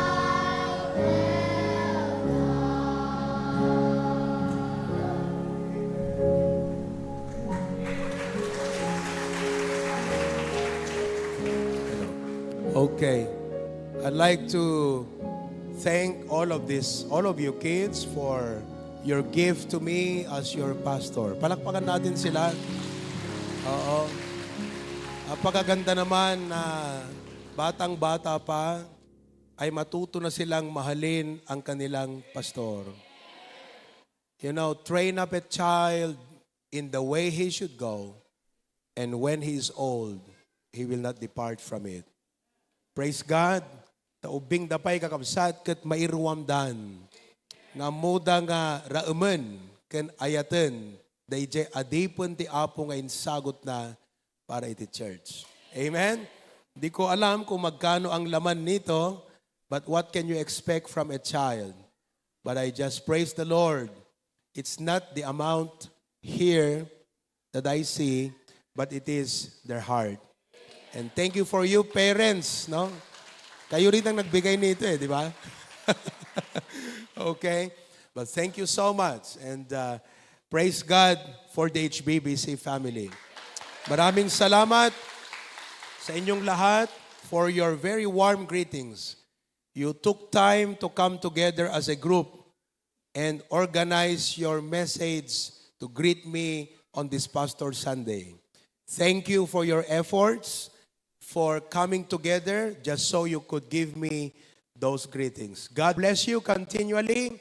Hindi po dito natatapos ang laban, pero dito we are just here to just thank God and celebrate God's goodness. Tumayo tayong lahat. Let me pray for you. Dear Lord, I come to you as your servant in behalf of your sheep and flock of the Hosanna Bible Baptist Church and Ministries International, the assistant pastors, resident pastors and their families, the preachers, the key people, our ministers, all the members of this wonderful church, from our patriarch to everybody. Lord God, I would like to ask that you pour out your abounding grace to each and every one. May this prayer make a significant impact in our lives and in families and as a church. Lord, I cannot thank you enough. You have been so good. Now, dear Lord, I receive these gifts from these children, not because I desire a gift, but I desire fruits that will abound to their account. I know that you will bless them, dear Lord. But my prayer is, please double the blessing. In Jesus' name we pray, amen and amen. You can now be seated. Thank you, kids.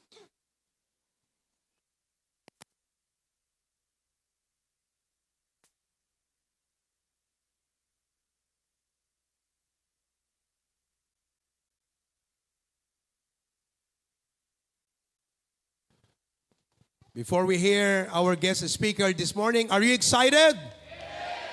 Excited ba tayo na makinig ng salita ng Panginoon? Bago po niyan, ay tawagin natin ang ating HBBC Choral. Now, I request our speaker to come up here on the stage. Pastor, Bishop, please, to occupy your seat.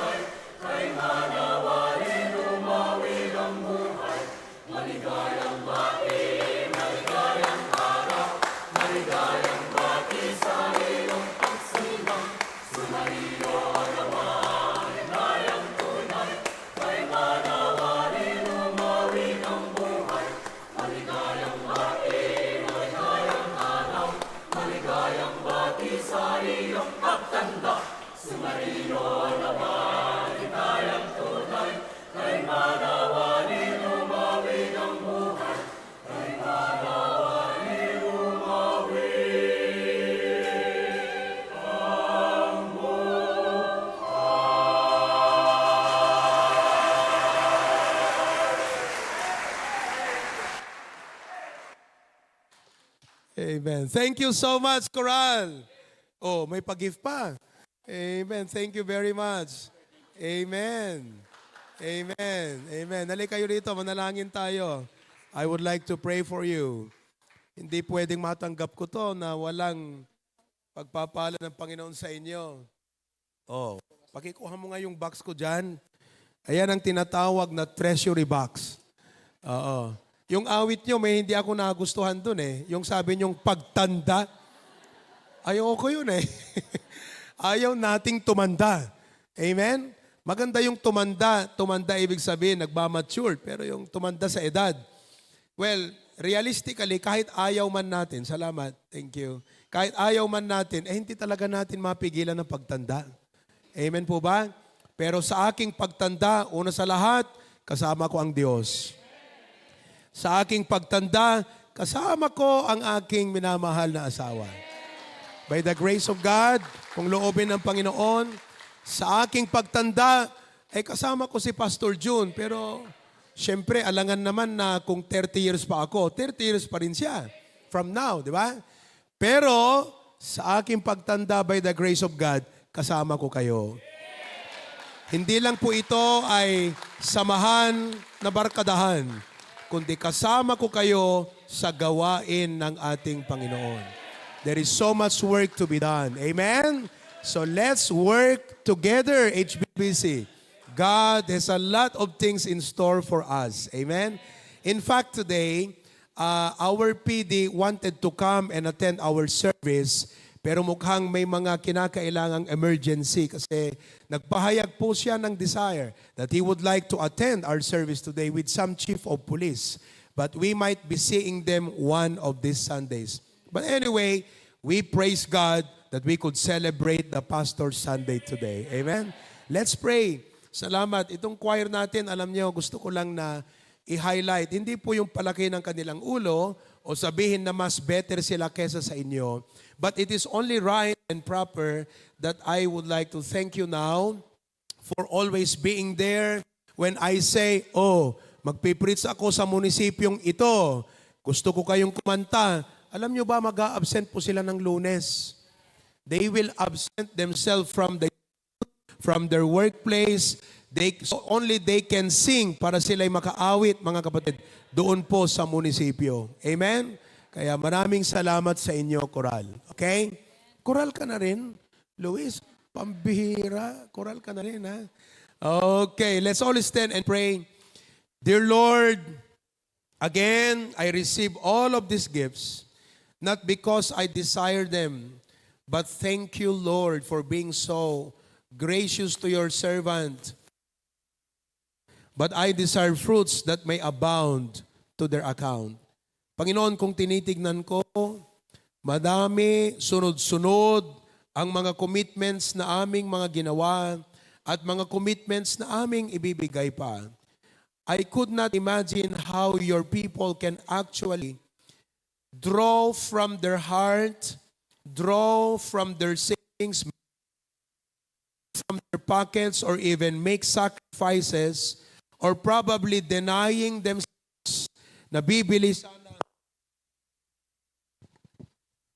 sana ng kanilang gustong bilhin.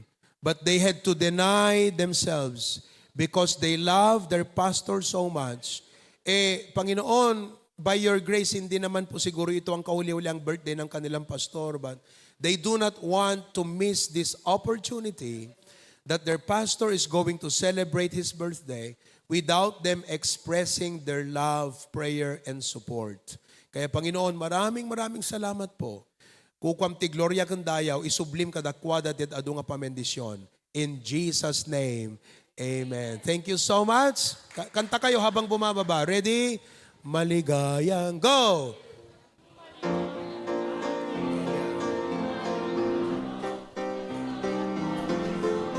Pagtanda.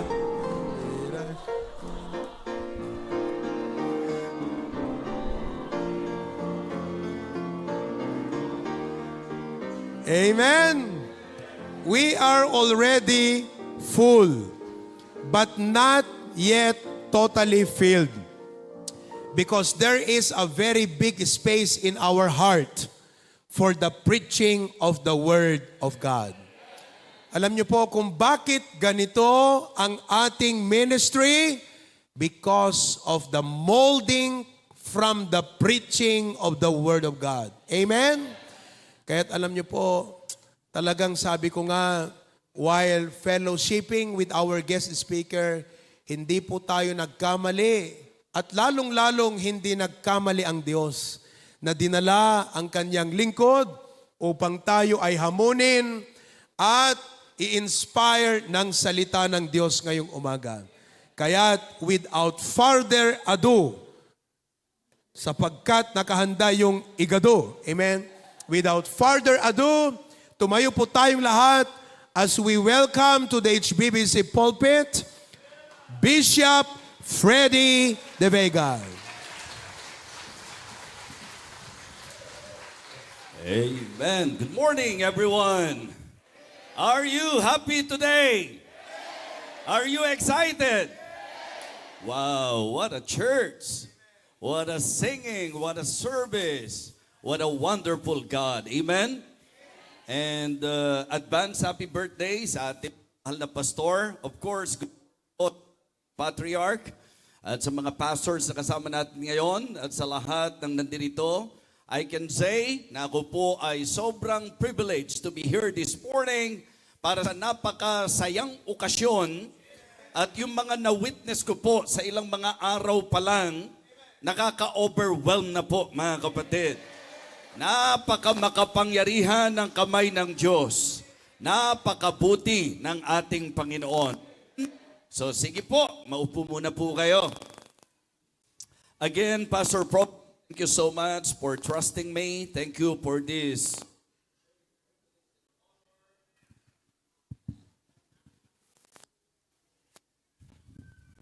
Thank you so much. Kung ikaw ay nalulungkot sa lyrics nung kanta, nung choral, ako naman aliw na aliw. Pag naririnig ko yung bati sa iyong pagtanda. Ayan. Alam niyo yun, mas maganda ng sinasabi nilang matanda, pero sa looks mukhang bata, di ba? Kaysa naman doon sa mukhang, bata pa lang, mukhang antanda-tanda na. So yung pastor po ninyo alam niyo ang buhay pagpapastor hindi madali. Ano po? Kung tutuusin po, stressful yan sa napakarami. Pero kung ganito ang itsura ng na-stress, parang gusto ko na rin ma-stress, ano ho? All right. So again, I am very happy to be here this morning and I can say that it is indeed a great privilege to be a part of this celebration. Ang mga kasama ko, tuwang-tuwa po sila na ngayon po nandito tayo. At sabi ko nga po kay Pastor June, napakaraming bagay na po pwedeng matutunan sa church na ito. Napakaraming bagay na po pwedeng gayahin pag uwi. Ano po? At your church is very inspiring and that is the reason why sa leading ng Panginoon sa akin, I can say na ma-appreciate nyo po talaga ang message sa paglalarawan po. Masasabi kong itong church na ito ay po pwedeng larawan ng aking pong ipapangaral na church sa inyo mula sa banal na kasulatan. So kaya sa mga kasama po natin sa online, magandang umaga po rito. Ano po? And sa trabaho po ni Pastor Proby because I am doing the same thing. Ano po? I am ministering through online and I can say na ang technology po nagiging blessing kapag ka ginagamit sa tama. 'Diba? Pero kung ang technology gagamitin natin sa paraan na kung saan naiisahan tayo ng dyablo, hindi po tama yan. Ano ho?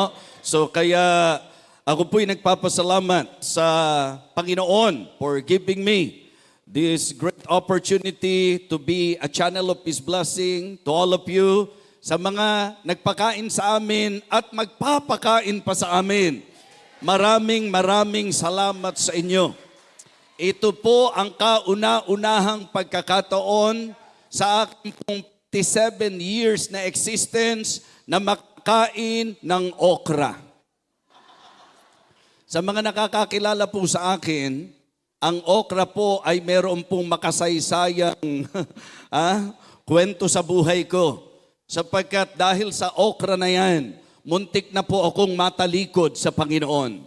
Sapagkat yung coworker ko po, hindi ako kumakain ng okra eh. Pero hindi ko pa naman po natikman yan, kaya lang, ganun na po kaagad ang aking pong naging pagtanggi sa okra, lalo na po pag hinahatak nyo po yan. Ano ho? Slimy yan eh, di ba? So kaya, kumbaga, sa isip ko pa lang, hindi ko makakain yan.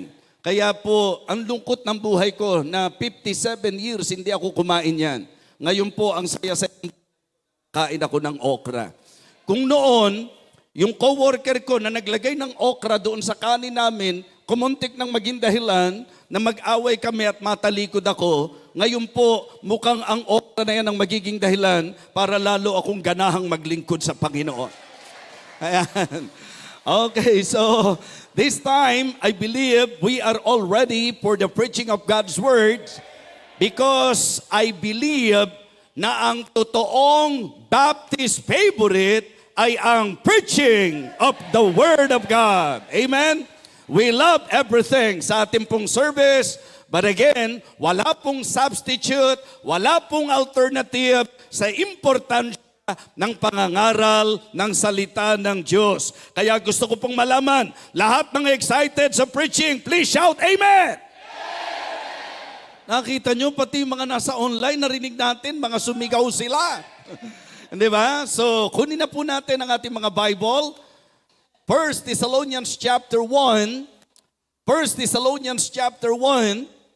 Hindi ko na kailangan mag-pray na itago ako sa pulpito sapagkat pag ako po'y tumatayo rito, nakatago na po sa inyong pulpito. Ano? So, 1 Thessalonians chapter 1, and please follow me silently as I read our text this morning. The whole chapter, 1 Thessalonians chapter 1. Paul and Silvanus and Timotheus unto the church of the Thessalonians, which is in God the Father and in the Lord Jesus Christ. Grace be unto you and peace from God our Father and the Lord Jesus Christ. We give thanks to God always for you all, making mention of you in our prayers, remembering without ceasing your work of faith and labor of love and patience of hope in our Lord Jesus Christ in the sight of God and our Father, knowing, brethren, beloved, your election of God. For our gospel came not unto you in word only, but also in power and in the Holy Ghost, and in much assurance, as you know what manner of men we were among you for your sake. And ye became followers of us and of the Lord, having received the word in much affliction with joy of the Holy Ghost, so that you were ensamples to all that believe in Macedonia and Achaia. For from you sounded out the word of the Lord, not only in Macedonia and Achaia, but also in every place, your faith to God's word is spread abroad, so that we need not to speak anything. For they themselves shew of us what manner of entering in we had unto you, and how you turned to God from idols to serve the living and true God, and to wait for His Son from heaven, whom He raised from the dead, even Jesus, which delivered us from the wrath to come. Pagpalain po ang pagbasa ng salita ng Diyos. Let us go to Him in prayer. Let us pray. Our gracious, loving Father, Almighty God, thank you so much for this wonderful day. Thank you for this very beautiful morning, for giving us this opportunity once again to hear thy precious words. Lord, without you, I can do nothing. I acknowledge your power, your wisdom. Help me, O God, and fill me with your Holy Spirit. Talk to your people and touch their hearts. Nawa, Panginoon, kami po ay maging doer of the word and not hearers only. Bless us, O Lord, we pray. For all of these things we ask. In Christ's most precious name, amen. Amen. You may now be seated. Alam niyo po, sinasabi ko kay Pastor, sapagkat first time na napasyal po ako dito sa inyo para mangaral. Sinasabi ko po sa kanya na ang gusto ko po ay magkaroon ng sharp discernment para sa mga pagkakataon na ako ay pinatatayo para mangaral. And I can say na sa unang gabi pa lang, so inspiring to see that the ministry or the members or the people of God here in this place are really excited na nag-aaral ng salita ng Diyos. Amen? Yun po yung dapat ma-maintain po natin. Yan po ang dapat patuloy na ma-develop sa mga churches. Yung bang enthusiasm, yung bang enjoyment, yung excitement every time na nakikinig tayo ng salita ng Diyos. Amen? Kasi kahit ang saya-saya mong umawit, kahit na ikaw ay napaka-enthusiastic sa lahat ng bahagi po ng ating programa, pero kung pagdating sa preaching, matutulog ka, nakakalungkot ang buhay mo. Ang ating saya ay ang salita ng Diyos.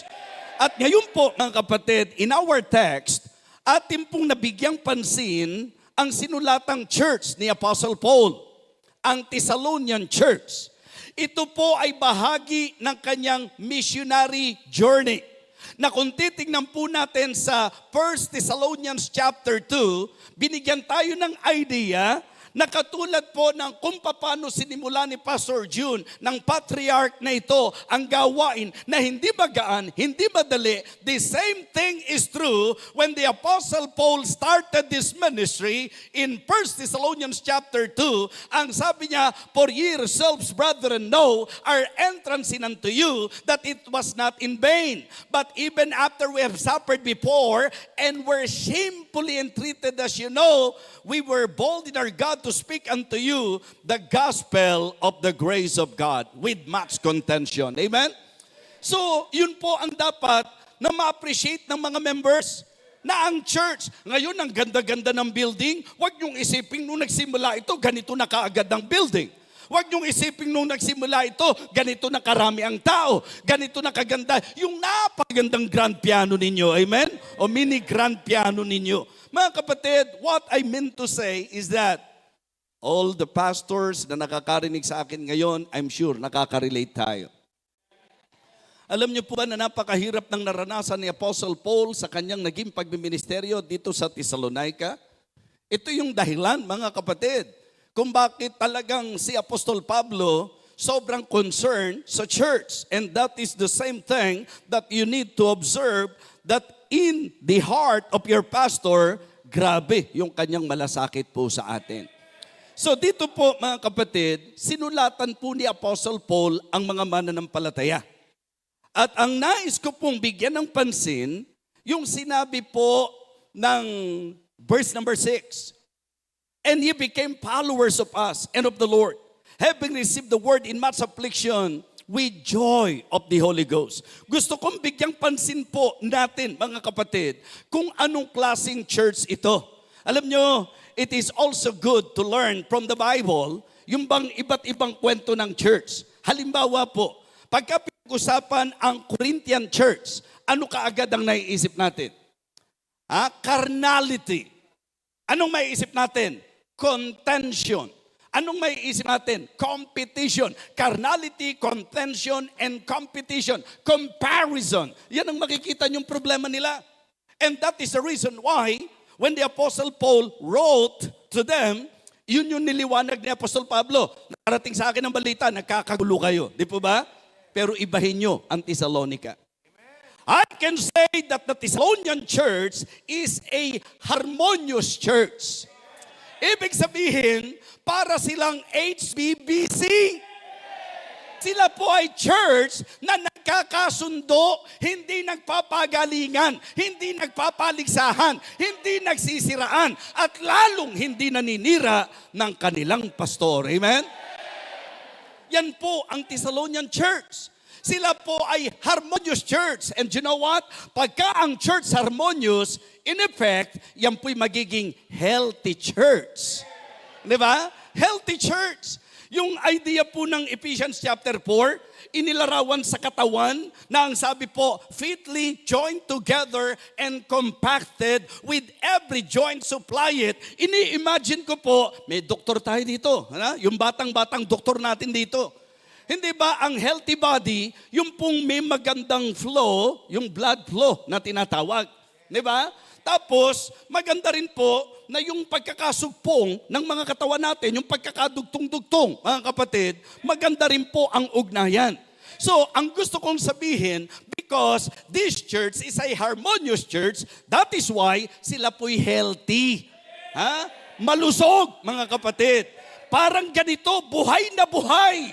Maganda ang daloy ng dugo. Wala pong bumabara sa mga ugat-ugat. Huwag ho kayong papayag na sa church na ito para kayong mga kolesterol na magiging problema para po ang katawan na dapat sana malakas at malusog ay magkakaproblema. So pagka harmonious church, magiging healthy church. At siyempre, pag healthy church, in effect, magiging happy church. Meron na ba kayong nakausap na isang tao na dahil wala siyang sakit, 'di ba? Nakita mo ang lungkot-lungkot niya. Nung tinanong mo siya, "Uy, Brad, ba't ang lungkot mo?" Sino ba naman ang hindi malulungkot? Wala man lang akong kasakit-sakit.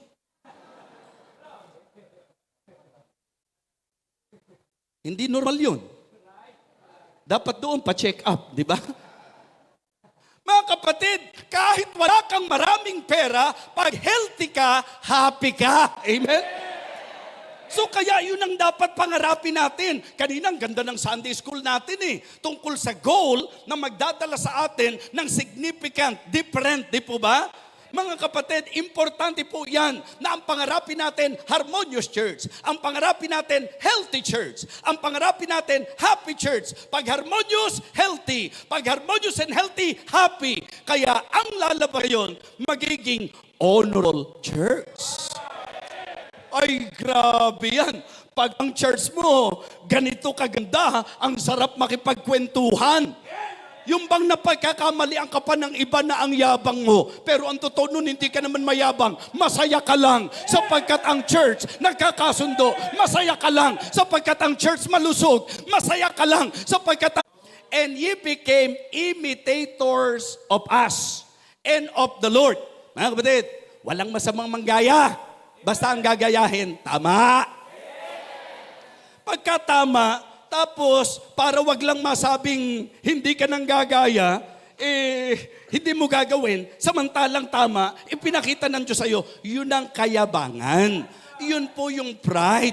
Pag kami nakita kang tama, yun ang gayahin mo. Pag nakita mong maayos, yun ang gayahin mo. Hindi kung sino yung kabataang hip-hop, yun ang ginagaya mo. Hindi kung sino po yung mga kabataan na nagsasabing Kristiyano na makamundong-makamundo, yun ang ginagaya mo. Hindi po yung mga performer ng sanglibutan ito, yun ang tinutularan mo sa buhok, sa isip, sa gawa, at sa salita. Di ba? Mga kapatid, kung meron kang gagayahin, yung tama.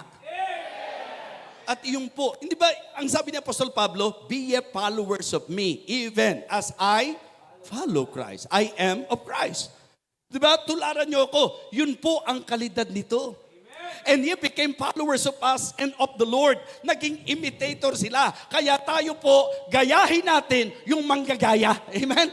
A church with a great impact. The Thessalonian Church. Now, let us proceed.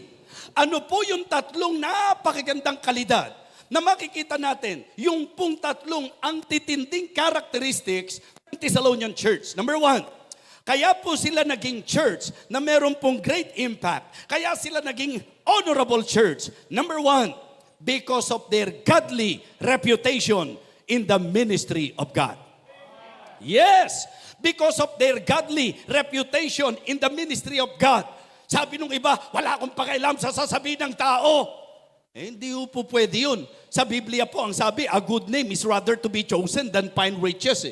Sa Biblia po ang sabi, let your light so shine before men, that they may see your good works and glorify your Father which is in heaven. Kaya hindi po pwede na wala kang pakialam sa mga taong nakakakita sa iyo. Mag-ingat ka dahil maraming taong nakakakita sa iyo. If we are claiming that this church is the church of God, we better be careful sapagkat ang church dapat lighthouse, ang church dapat testimony, ang church dapat maging liwanag dito sa madilim na sanglibutang ito. Amen? And you know what? Pag sinabing reputasyon, hindi ito yung pagpapanggap mo. Pag sinabing reputasyon, ito yung sinasabi ng mga tao sa nakikita sa iyo.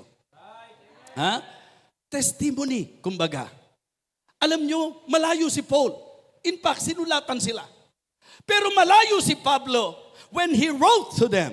Ano po ang sinabi niya? Verse number 3. Remembering without ceasing your work of faith, labor of love, and patience of hope. So ang nasa isip ni Pablo, their performance. Yung kung paano sila nagpe-perform. Mga kapatid, mga minamahal, alam natin at talagang solido tayo sa tayo na sa usapan ng salvation is not by works. Ang salvation po is by faith, plus nothing, minus nothing. Amen?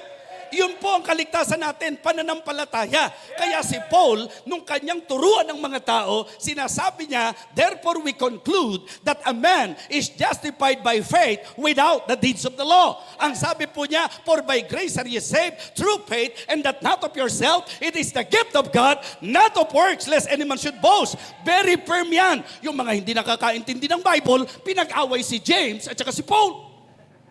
Dahil ang sabi nila, si Santiago naman ang turo, ang pananampalatayang walang gawa, patay. Pinag-away ngayon si Paul at saka si James. Alam niyo po, sa rule of interpretation ng Bible, hindi pwedeng may contradiction. Kaya kapag ang pick up mo may contradiction, hindi mali ang Bible, mali ang iyong interpretation. Why? Because the Apostle Paul emphasized the doctrine of the justification of man. Ang tao po maja-justified by faith, while James emphasized the justification of faith. Ibig sabihin, yung tao po aariing ganap sa pananampalataya. Pero yung pananampalataya, magiging kapanipaniwala sa bunga na dapat makita. At yun po ang diin ni James. Kaya matuto tayo sa kanilang dalawa. Huwag kang magkiklaim ng kaligtasan dahil mabait ka. Huwag kang magkiklaim ng kaligtasan dahil nagsikap ka. Huwag kang magkiklaim ng kaligtasan dahil sa ginawa mo. Hindi sa gawa maliligtas ang tao. Pero huwag mo ring i-claim na yung pananampalataya mo ay nakapagliligtas kung hindi nakikita ang dapat bunga ng totoong pananampalataya. Diba? Faith without work is dead, being alone. So ang justification, ang pagpapatibay ng pananampalataya natin, yung works. At yan po ang sabi ni Paul sa reputasyon nila, maka-Diyos ang kanilang reputasyon. Ang layo ni Pablo, pero ang sabi niya, alam niyong naaalala ko sa inyo, ikaw, pagka pinag-usapan ka, ano naaalala ng tao? Ay, naalala ko yung mga inihasik na lagim niyan sa church natin. Bakit lagim? Mananampalataya ka, hindi manananggal. Amen? Ang naghahasik ng lagim, manananggal. Mananampalataya ka eh. Dapat ang inihasik mo, ikatitibay. Pag nagsalita ka, dapat yung ikatitibay. Mga kapatid, yun po yung point. Kanina, nabigyan din ni Pastor. Kung ang church na ito ay susukatin sa kung ano ka at kung sino ka at kung anong klaseng buhay meron ka, ano ang magiging reputasyon ng church na ito? Alam niyo po ba na kung saan ako pupunta? At alam niyo po ba ang impact niyo sa akin? Mukhang hindi ko mapipigilan na pag napunta ako sa mga churches na aking pinangangaralan, to encourage them, mukhang may kukwento ko sa kanila ang patotoong nakita ko sa church na ito. Grabe yung church yun.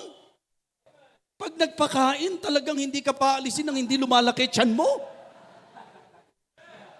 Grabe kung mag-alaga, kinakapos ang mesa sa pagkain. Diba? yung mga nagpakain sa amin, parang lumabas, parang ang liliit ng lamesa eh. Pero ang totoo nun, ang haba na ng lamesa eh. Pero parang kulang pa yung table sa food na isineserve. Grabing hospitality. Amen? Eh bakit yung ginawa yun? Mga bunga ng pananampalataya yan.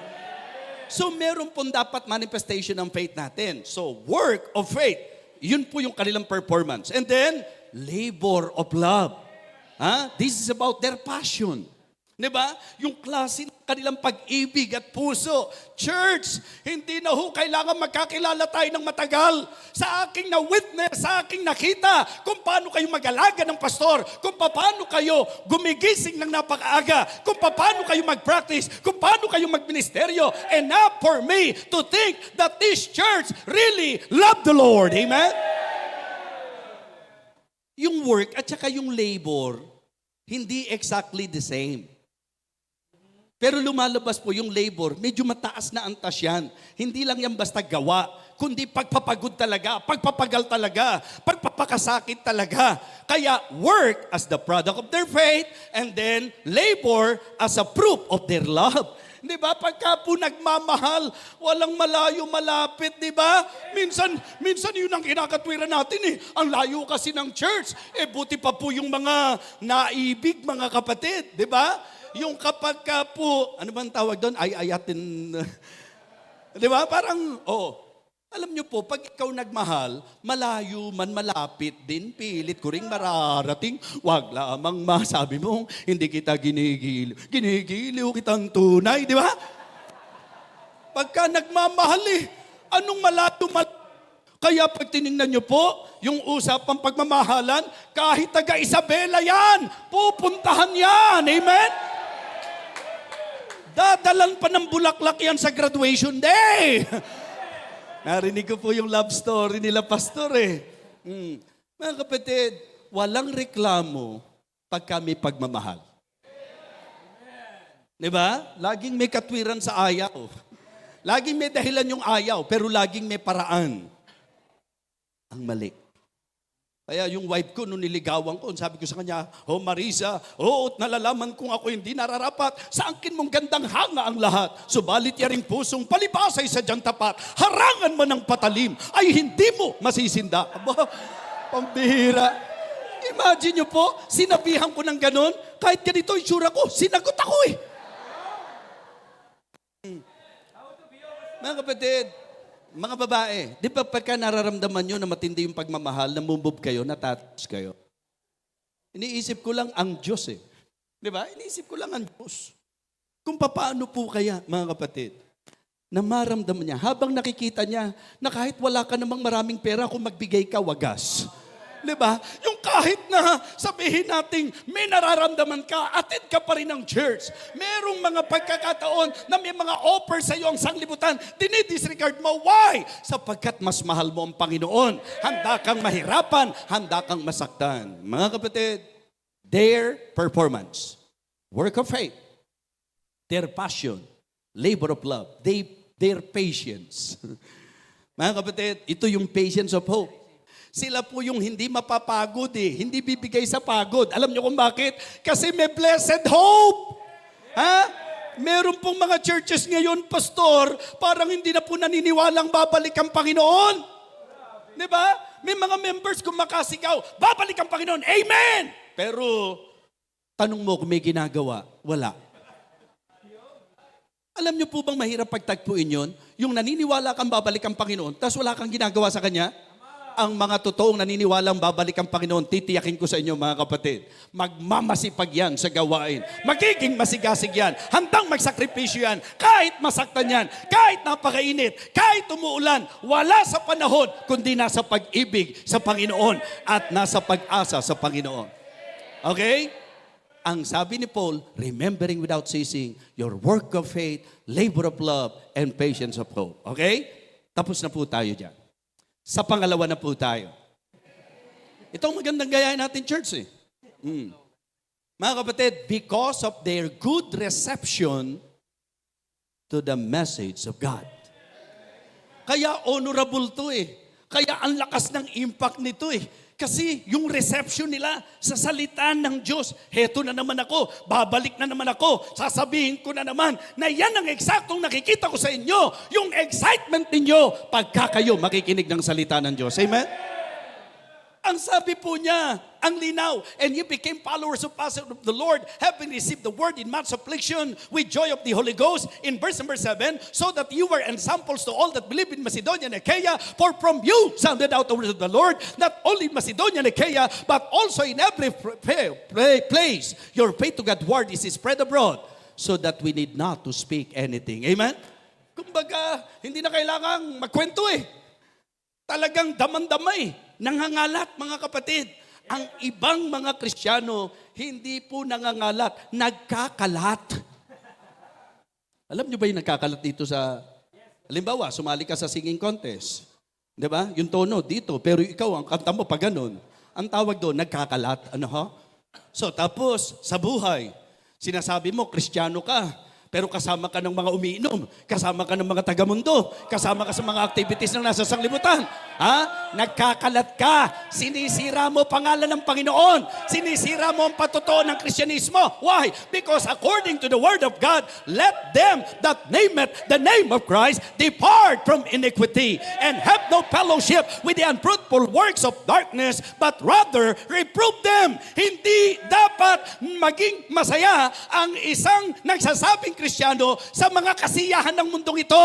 Ang dapat kasiyahan natin, gawain ng Panginoon. Ha? Bakit sila malakas ang impact? Because of their good reception to the message. Opo. Mga kapatid, paano nila tinanggap ang salita ng Diyos? At paano ba natin dapat tanggapin ang salita ng Diyos? Hindi ba ang Bible, ang salita ng Diyos tinulat sa binhi? Di ba? Oh, meron ba sa inyo? Maraming mga farmers dito. Oh, kayo ba basta ibabato nyo na lang ang binhi? Meron munang gagawin. I-cultivate mo muna. Ipe-prepare mo muna yung soil. Tama? Kaya hindi ka nabe-bless. Pumupunta ka sa church nang hindi preparado ang puso mo. Mga kapatid, meaning to say, ang tamang pagtanggap sa salita ng Diyos, number 1, with readiness. Dapat may kahandaan ng puso. Hindi po yung nagmamadali ka. Meron pong mga pamilya, matatawa ka dahil yung kapitbahay, lagi nilang naririnig na tuwing service, nagmamadali yung pamilya. Sabi nung misis, ano ba, dalian mo, baka di ba? Atin tayo ng church. Bumbuhay nung kapitbahay, laging yun ang naririnig.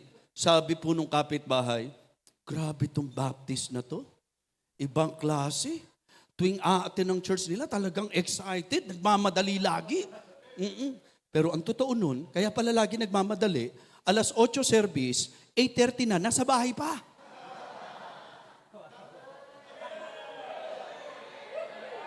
Ang masakit nun, napuri pa ng kapitbahay. Kala nagmamadali dahil excited, kaya pala lagi nagmamadali dahil laging late. May mga Kristiyano nga di ba? Nagugulat pala sila linggo pala ngayon? Di ba? Alam nilang Sabado kahapon, pero nagulat sila na linggo ngayon. Ano ba inaasahan mong kasunod ng Sabado?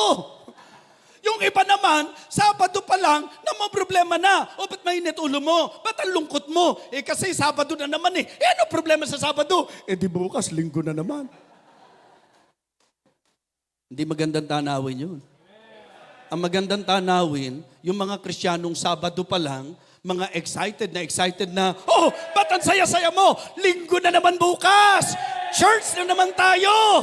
Makakarinig na naman tayo ng preaching! Di ba? Ganun dapat. Kaya dapat Sabado pa lang, hinahanda na natin yung puso natin. Para pagpukol ng binhi, hindi kung ano-ano mga pinag-iisip mo, pinatamaan ako Di ba? Ako yata pinipersonal ni pastor Alam niyo po, kung ang pakiramdam niyo, pinipersonal kayo ni pastor, i-appreciate niyo pa rin siya. Bakit? Imagine yung dami-dami niyo, ikaw ang pinersonal, napakahalaga mo naman. Napaka-special mo naman, nasa dami niyo, ikaw ang pinersonal. Mga kapatid, with readiness. Diba? Ikalawa, with reverence. Pagka makikinig kayo ng salita ng Diyos, wag parang yung pastor lang na nakatayo ang nagsasalita. Tingnan niyo po yung church na ito. Anong sabi po? Verse number 13 ng chapter 2.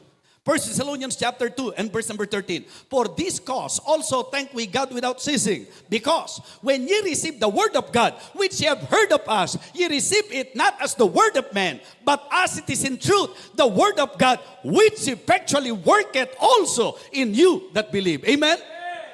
Paano kayo magtrato ng salita ng Diyos? Yun ang dahilan kung ba't dapat di ka na sinasabihang pag nasa church, di ka nagsa-cellphone. Bakit ka magsa-cellphone? Mangangaral ng salita ng Diyos. Sasamba ka sa Panginoon. Meron ka bang inaasahang message na marireceive na mas gaganda pa sa message na maririnig mo sa preaching? Kaya yung 2-3 oras na yan, tiisin mo naman na huwag kang mag-cellphone. Kasi may mga mananampalatayang ganyan eh. Pag hindi nakapag-cellphone, ano tawag doon? Addict. Di ba? Mga kapatid, ang sabi niya, kaya pala very impactful ang church na ito, pag tumanggap sila ng preaching, hindi nila iniisip na si pastor lang yung nagsasalita. Tinatanggap nila na ito ay salita ng Diyos, mga kapatid. And you know what? Ang sabi po sa last part ng verse number 13 ng chapter 2, which effectually worketh also in you that believe. Listen please, kung ang salita ng Diyos wala nang nagagawa sa buhay mo, ang laki ng problema mo. Ang laki-laki ng problema mo kung hindi ka naapektuhan ng salita ng Diyos. Ang laki ng problema mo kung rebelde ka sa salita ng Diyos. Ang laki ng problema mo kung na-open ka sa salita ng Diyos. Bakit? Sapagkat kung ikaw ay kumikilala na ang Biblia, ang pangaral ay salita ng Diyos, igagalang mo yan. With readiness, with reverence, and with rejoicing. Amen? Wow! Ang sabi po nung psalmist, I delight at God's word as the one who find great spoil. Yung bang ang treatment niya, pagka maghahasik, actually po, observation to ha, si pastor, magaling na pastor eh. Mga kapatid, napaka-special nyo na may ganitong klaseng pastor po kayo. Hindi lang siya matalino, talagang grounded and rooted sa salita ng Diyos. But you know what I observed? In spite of the fact na siya po ay matalino na, pero pagka nagkukwentuhan at salita ng Diyos ang pinag-uusapan, siya mismo sinabi niya, di ba? Siya po ay hungry learner. Yung attitude na yon. Sana pag pumupunta kayo sa church, handa kayong kumain. At pagkakainan na, ano itsura mo? Di ba, Pim? Pag kami nagsabi sa iyo, kainan na! Kain na naman tayo. Kung ikaw ay walang sakit, kagalakan mong kumain. Opo mga kapatid. Dapat sa spiritual, dapat ang sasaya natin pagkakakain tayo ng salita ng Diyos. Yung iba po ang problema eh, hindi pa nag-uumpisa ang service eh. Ang tinatanong kagad eh, anong oras kaya matatapos? Hindi mo inalap kung anong oras mag-uumpisa. Ang concern mo kagad, hindi pa nag-uumpisa, ang iniisip mo na anong oras kaya matatapos. Di ba? Mga kapatid, kung unbeliever ka, maintindihan ko yun. Pero kung believer ka, tapos ang iniisip mo anong oras kaya matatapos, hindi ka nun ang inaasahan sa believer eh. Pagka believer ka, pag ang gawain ng Diyos nagsimula, pag ang pangangaral nagsimula, wala ka ng pakailam kung matatapos pa. Amen? Katulad nito, hindi ko alam kung matatapos pa tayong mga kapatid eh. Ako pa naman yung pastor na gusto ko, pagka mag-rapture, abutan ako nangangaral. Ang aking pong pananaw, ang Panginoon, I believe in the imminent return of our Lord Jesus Christ. Di ba? Ano bang ibig sabihin ng imminent? Huwag na tayong magpakalalim. Imminent simply means any moment. Imminent. Di ba? Ibig sabihin na ang Panginoon babalik any moment. Kaya ang aking idea, parang ang sarap na abutan ka na nagpipreach, ano? Kaya, depende to, ha? Depende. May ninenervyos na ba sa inyo na mukhang magtatagal to, ha? Kung meron po hindi tatagal, pwede na pong mauna ngayon. Sige na po, titignan namin kung sino kayo. Ang enjoyment natin, salita ng Diyos eh. I rejoice at God's Word. My delight, His delight is in the law of the Lord. Kaya pag Kristiyano ka at naiinip ka sa preaching, tanong mo sa sarili, Kristiyano ba talaga ako? Hindi kita pinagdududa. Pero baka dapat magduda ka. Alam niyo po kung bakit? Sino sa inyo nakakita ng ibon na habang lumilipad, di ba? Ang lungkot. Ang alam ko sa ibon, kulungin mo at umiiyak. Di ba? Pero hindi mo, meron ba sa inyong, nung lumipad yung ibon, uy, baba, mataas yan, baka malaglag ka. No, ang makikita nyo, ang ibon habang lumilipad sa himpapawid, ang sarap, larawan ng kalayaan, kasiyahan. Bakit? Kasi ang ibon, mundo niya yung himpapawid eh. Nakakita ba kayo ng isda? Kahit sa aquarium lang. Nakakita ba kayo ng isda habang lumalangoy, umiiyak? Una, kung umiiyak yan, mahalata mo pa ba yan? Nasa tubig yan eh. Pero hindi. Ang alam kong sasang-ayunan nyo, ang isda, hindi mo po pwede sabihin sa isda, uy, malalim yan, baka malunod ka. Di ba? Walang ganun. Pero ang isda, saglit lang na alisin mo sa tubig, magpapapalag yan. Di ba? Na parang sinasabi niya, ibalik mo ako sa tubig. Bakit? Kasi ang isda, ang mundo niya tubig. Ito po yung malaking pinagtataka ko, Pastor eh. Yung ibon masaya habang nasa himpapawid kasi yun ang mundo niya. Yung isda masaya habang nasa tubig kasi yun ang mundo niya. Pero nagtataka ko, yung mga Kristiyano, parang ang lungkot pag nasa bahay ng Panginoon. Ang tanong ko, ito kaya mundo mo talaga? Meron bang kahit isa man lang dito na malungkot ngayon? Siyempre po, wala. Kasi magmumukha kang hindi Kristiyano. Diba? And ye became followers of us and of the Lord, having received the word in much affliction, with joy of the Holy Ghost. Amen? Ang ating kasiyahan ay ang salita ng Diyos. And then, with response. With response, mga kapatid. Ang hirap mag-preach. Doon sa habang nagpipreach ka, parang mga tuod yung nandoon sa... Mula nung pumasok na kaganyan, hanggang matapos na kaganyan. Eh sabi ko, pag nahipa ng electric pan yan, baka hindi na maalis yan. Hindi ka dapat tulala. Makinig ka para matutukan sumagot. Diba? Alam niyo po ba kung gaano kaganda na ang church natututong mag-amen sa preaching? Kasi ang response sa preaching, dalawa yan eh. Amen, at ito yung application. Yung amen, ang naitutulong po niyan, pag ikaw nag-amen sa preaching, titiyakin ko sa iyo, makikinig kang mabuti. Alam niyo kung bakit? Kasi baka mamaya mag-amen ka, wala sa timing, nakakahiya. Diba? Kaya pagka dinisiplina mo yung sarili mo, na magre-respond ka, na mag-amen ka, siyempre, makikinig kang maingat para yung amen mo, timing. Amen? Ha? Yan po yun. Yung pag sinabi ng pastor, ang sabi ng Bible, but seek ye first the kingdom of God. Amen! Yung ganyan, di ba? Eh yung iba po sinasabi, okay lang na hindi umattend. Amen! Di ba? Mali yung timing. So anong unang tulong niya? Makikinig kang mabuti. Ikalawa, ang amen mo, yung pagsigaw mo ng amen, nakakatulong yan para mabuhay ang nag-aagaw buhay na katabi mo.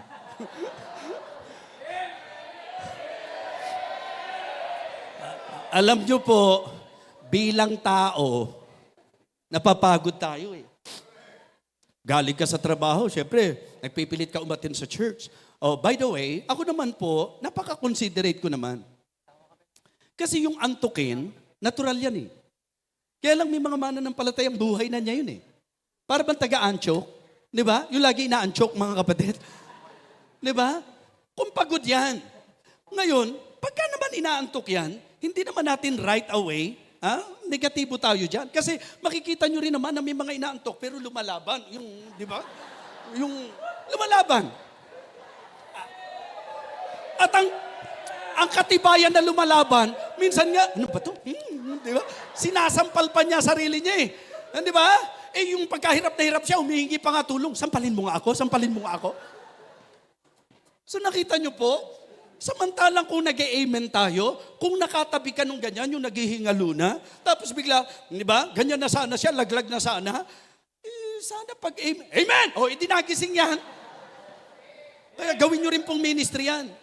Na tuwing makikinig ka ng preaching, Amen! Di ba? Amen! Yung ganyan. Kung saan yan, kapatid. Kasi dapat sa church, lalo na sa preaching, dapat buhay na buhay tayong lahat. Dapat gising na gising tayong lahat. Ang pinakamalungkot, mga kapatid, sabi ko nga naintindihan ko pa yung inaantok na lumalaban. Ang masakit po na makita ng preacher, yung mga hindi man lang lumaban, mga kapatid.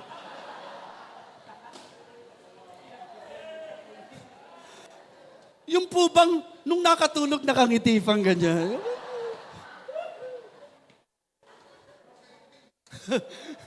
Sweet dreams. Lugi ka. Tapos mangangatwiran ka pa, Bishop, ewan ko po ba? Kasi para sa akin, kasi ang church, yun yung lugar ng kapayapaan. Pag nasa church ako, panatag ako, wala ako iniisip, kaya nakakatulog akong mahimbing. Hoy! Gising! Hindi tinutulugan ng salita ng Diyos. Tinutugon ng salita ng Diyos. Pangatlo, ano yung una? Pag nag-amen ka, makikinig ka mabuti dahil baka mamali timing, nakakahiya. Pag nag-amen ka, pwede kang makatulong sa nag-aagaw buhay ng katabi na natulog na sana, nung nag-amen ka, nagising, at nung nagising, nakinig, nung nakinig na bless, aba, nag-forward pa. Amen? Malaki utang na loob niya sa'yo. Yung pangatlo, sa nagpipreach, malaking tulong din yung amen mo. Kasi nararamdaman namin, may kausap kami. Hindi yung preaching, yan, tindi-tindi na ng preaching, lahat nagre-responda. Ikaw para kang wala sa sarili. Yung bang aabangan na lang namin, bigla kang kukuha ng anong ganyan, tapos, di ba, kakainin mong gano'n. Yung malayo ang tingin, wala naman tinatanaw. Mga kapatid, with response. Pero huwag kayong sasamaan loob. Marami po, ang lakas-lakas mag-amen. Pero yung application na mas malalim na response, wala. Nag-preach ng giving yung pastor, nag-preach ng giving, kung maka-amen, wagas. Pero tuwing makikita mo sa mga campaign, wala naman, hindi naman talaga nagbibiga. Yung ang level lang ng response hanggang amen. Ang deep response is the application. Amen?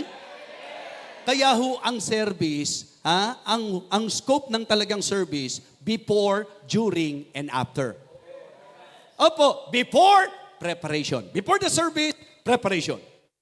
During service, participation. And after service, practice or application. Yun po ang scope. Mga kapatid, kaya pag late ka, hindi na kumpleto. Diba? Kasi maraming mga churches, puno ng mga professionals eh.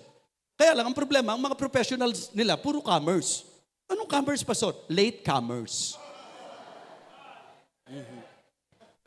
Alam mo, CPA, Hindi, late comers. Hindi yun ang kalooban ng Diyos. Pero sila po, ang lakas ng impact, masarap silang gayahin.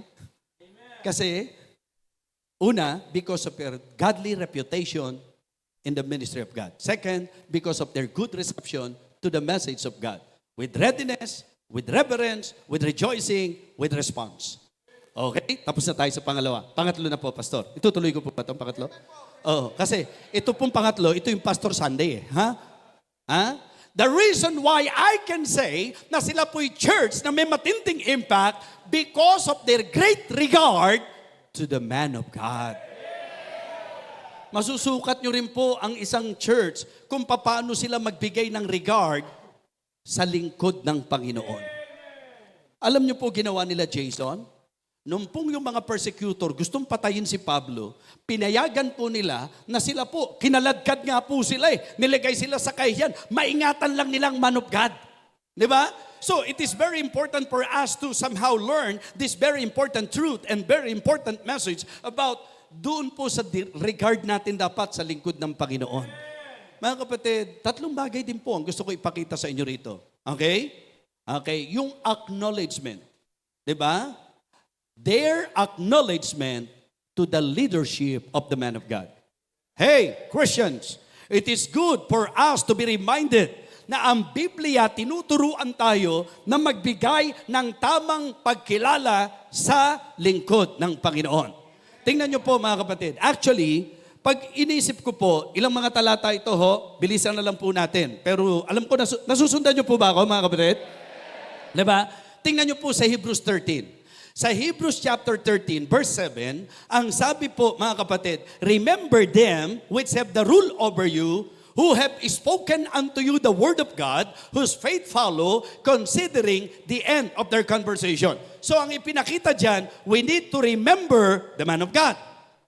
Sa 1 Thessalonians, o siguro kunin natin yung 17 din. Kanina narinig ko yun sa mga bata at saka doon sa ilan. Hebrews 13 and verse number 17. Obey them that have the rule over you and submit yourselves, for they watch for your souls as they that must give account, that they may do it with joy and not with grief, for that is unprofitable for you. So, remember, ang sabi po ng verse 7, okay? Respect. Yung pong sundin daw po sila. Okay? Pero bakit respect ang inilagay ko? Kasi hindi lahat ng sumusunod may respeto. Di ba? Merong magulang. Sabi niya, Pastor, ano po ba ang gagawin ko? Kasi yung anak ko po, tuwing uutusan ko po, para pong sundalo. Aba, edi ang galing ng anak mo. Ha? Parang Boy Scout ba? Ganun ba? Yung always ready? Hindi po. Tuwing uutusan ko po, ako na naman.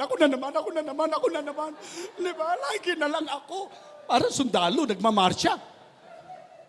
Kala mo sundalo dahil ever ready. Yung pala, ang sama ng loob dahil siya lagi inuutusan. Kaya tuwing, ako na naman. Di ba sundalo ang dating?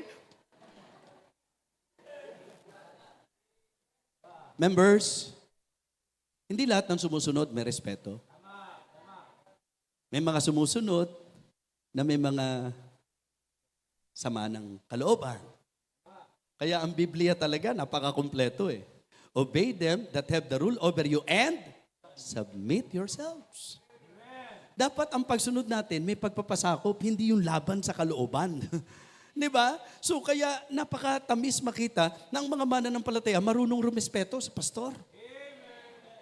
Opo. At pag pinag-usapan natin yung respeto sa pastor, mga kapatid, hindi ka panipaniwalang respetado mo ang pastor mo kung lapastangan ka sa asawa niya. Kung wala kang galang sa asawa niya. Ha? Kung wala kang paglingap doon sa mga anak niya. Hindi po pwede. Hindi mo po pwedeng ihiwalay ang asawa at ang pamilya ng pastor sa kanya. Kung respetado nyo ang pastor nyo, dapat respetado nyo rin ang pamilya niya. Yan po ang problema. May mga members, kung di ba, parang hapon, pagka pastor ang kausap niya, pero pagka asawa,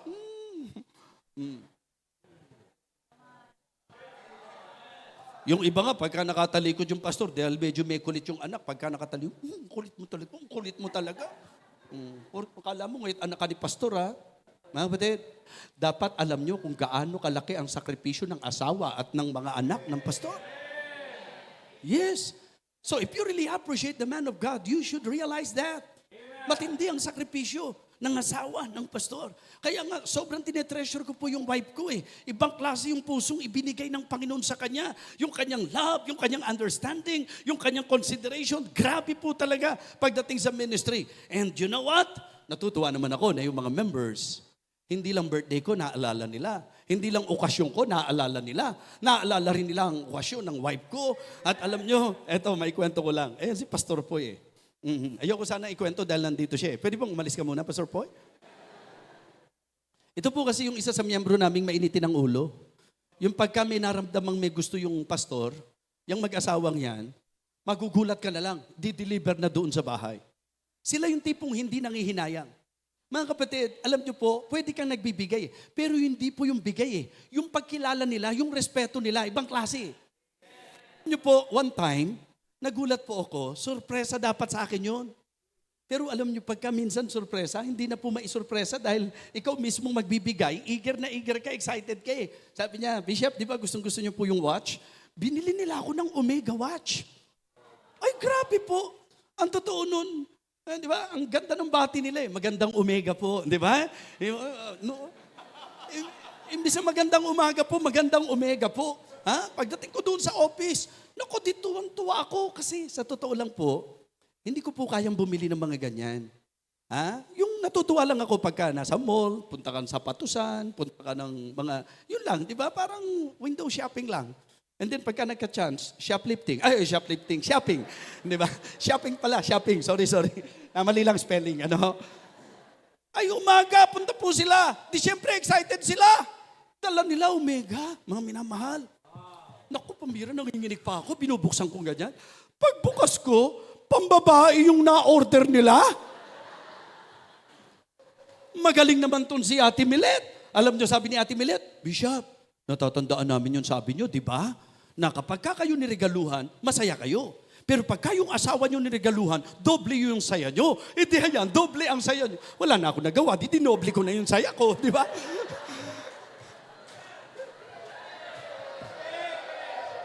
Eh syempre, nasabi ko na yun di ba?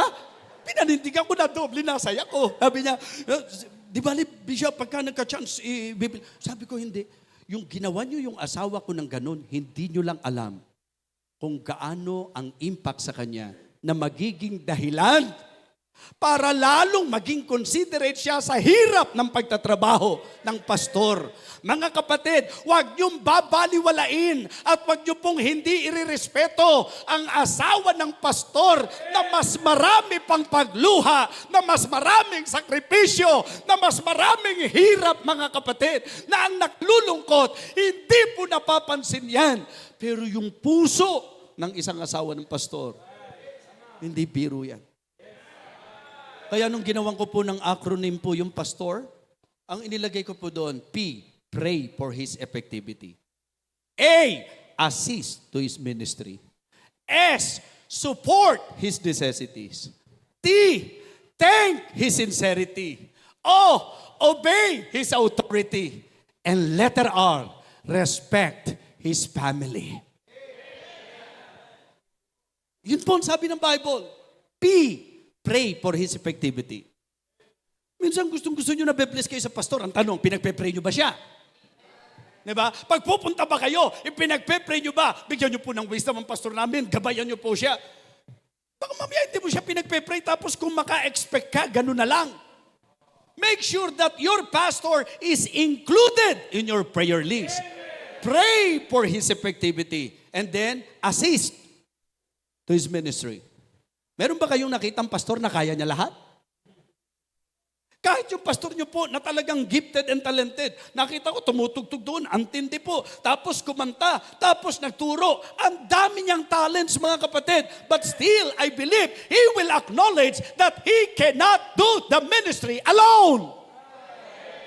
Kahit gaano kagaling ang pastor nyo, hindi niya kaya ang ministry mag-isa. Yun ang dahilan kung bakit tingnan nyo kung gaano siya ka-expressive. Ang laking blessing nyo, choral. Ang laking blessing nyo, mga coordinators. Ang laking blessing nyo, mga members sa mga sakripisyo ninyo. Kaya ganyan kami ka-appreciative. Kasi kinikilala namin, hindi namin kaya ang ministry kung kami lang. Kaya sobrang laking bagay ng mga miyembro na natuto na hindi lamang po kumikilala, umaalala sa pastor, kundi talagang lumilingap. Assist. Kailangan niya ng kabalikat. Support his necessities. Huwag niyong hayaang si pastor pa nag-iisip kung ano kailangan niya. Di ba? Iniwan niya ang lahat. Naglingkod siya. Mga kapatid, huwag niyo nang hintayin, hihingi siya. Hindi basta gagawin ng pastor yun Maging sensitive ka. Magkaroon ka ng initiative. And that is the reason I believe why God is using me effectively. It is because of the members of the church who are very sensitive na kahit hindi ka magsalita, magugulat ka na lang kung ano yung kaya nilang gawin sa iyo at sa pamilya mo. Sabi po kasi nung iba, masyado nyo naman tinataas ang pastor. Diba? Para namang yung pastor na ang itinataas nyo. Sabi ko, sino ko para magtaas ng pastor? At kung itataas ko, pastor, gaano ko siya maitataas? Magkaliwanagan po tayo. Ano po bang tawag meron ng pastor? Ang tawag sa calling niya, ano po? High calling. Nasaan po yung high? Nasa ibaba? Kapatid, hindi mo kailangan itaas yung pastor mo. Hindi mo kakayanin yan. Ang Diyos ang nagtaas sa kanya sa mataas na tawag. Okay? Makinig kayo mabuti. Kunin niyo po itong diwa nito. Mga kapatid, hindi mo siya kailangang itaas. Ang kailangan lang, ituring mo siya kung saan siya nilagay ng Diyos. Tinawag siya ng Diyos sa mataas na tawag, tapos ibababa mo siya. Tinawag siya ng Diyos, high calling, tapos ibababa mo siya. E di magkakontra kayo ng Diyos. Ang tanong ngayon, mas magaling ka ba kaysa sa Diyos? Mas tama ka kaysa sa Diyos? So hindi mo kailangang itaas ang pastor mo. Ituring mo lang siya sa kung saan siya nilagay ng Diyos. Nung unbeliever tayo, mali na nga doktrinang itinuro sa atin para tayo makahapon kung gumalong, di ba? Salamat po, salamat po. Samantalang ngayon, kahit na mapagkamalian nyo, ituturo sa inyo kung ano ang tama. Hindi nagtatakot na sabihin kung ano yung makabubuti sa iyo. Tapos, hirap na hirap tayo. Hindi tama yun. Mga kapatid, hindi nyo kailangang itaas ang pastor. Yung ginagawa nating parangal sa mga pastor, pagsunod lang yun doon sa pattern na ipinakita ng Panginoon. 1 Timothy 5:17. 1 Timothy 5:17, let the elders that rule well, anong sabi po? Be counted worthy of double honor. So dito po, yung letter S natin, support his necessities. Di ba? Kahit di dumaing si pastor, dapat alam nyo kung ano yung pangangailangan nila. Di ba? Thank you, sincerity. Isipin nyo po, yung tinatrabaho ba ng pastor nyo, sa palagay nyo po kung nagbibigay lang ito, magpapakahirap siya ng lahat ng pagpapakahirap na yan? So the reason why he's doing that, even yung mga sleepless night na mag-o-online, mentoring, online, Bible study, online preaching, biyahe dito, biyahe doon, counsel dito, counsel doon. Yan ba gagawin ng isang pastor kung di sincere? Kaya ang isa sa dapat pinasasalamatan nyo, yung sincerity niya. Tapos obey His authority. His authority is a God-given authority. Kaya ang dapat nakasaksak sa isip natin that the pastor is anointed, appointed, and authorized by God. Diba? Yun po ang sinabi. Obey them that have the rule over you, who have spoken unto you the word of God, or submit yourselves, for they watch for your soul, as they that must give account, that they may do it with joy, not with grief, for that is unprofitable for you. Let the elders that rule well be counted worthy of double honor, especially they who labor in the word and doctrine. So pag inisip po natin, di ba, sino yung tinutukoy doon? E di yung pastor. Amen? Yung salitang honor doon, pastor, kahit ano pong gawing kapaliwanagan sa honor, wala eh. Malinaw pa rin eh. Kasi yung honor doon, honorarium. Di ba? So, kung sa usapang pagsuporta, halimbawa lang po, di ba? Kung double honor, dapat double wages. Di ba? Double pay. Ibig sabihin, yung, okay, ang tanong ngayon, magkano kinikita ng janitor? Kung dodoblehin mo yon. Kaso ang tanong, ang level ba ng pastor pan-janitor? Managerial ang position niya. Managerial. So meaning to say, kung itutulad mo siya sa usapang double honor in the concept of honorarium, ang pag-usapan natin, manager. May mga manager dito Isa pa nakaka-bless dito sa church nyo, may doktor, may engineer, may mga iba't ibang mga profession, pero hindi mo nararamdaman. Bakit? Hindi nyo ipinapangahas yun.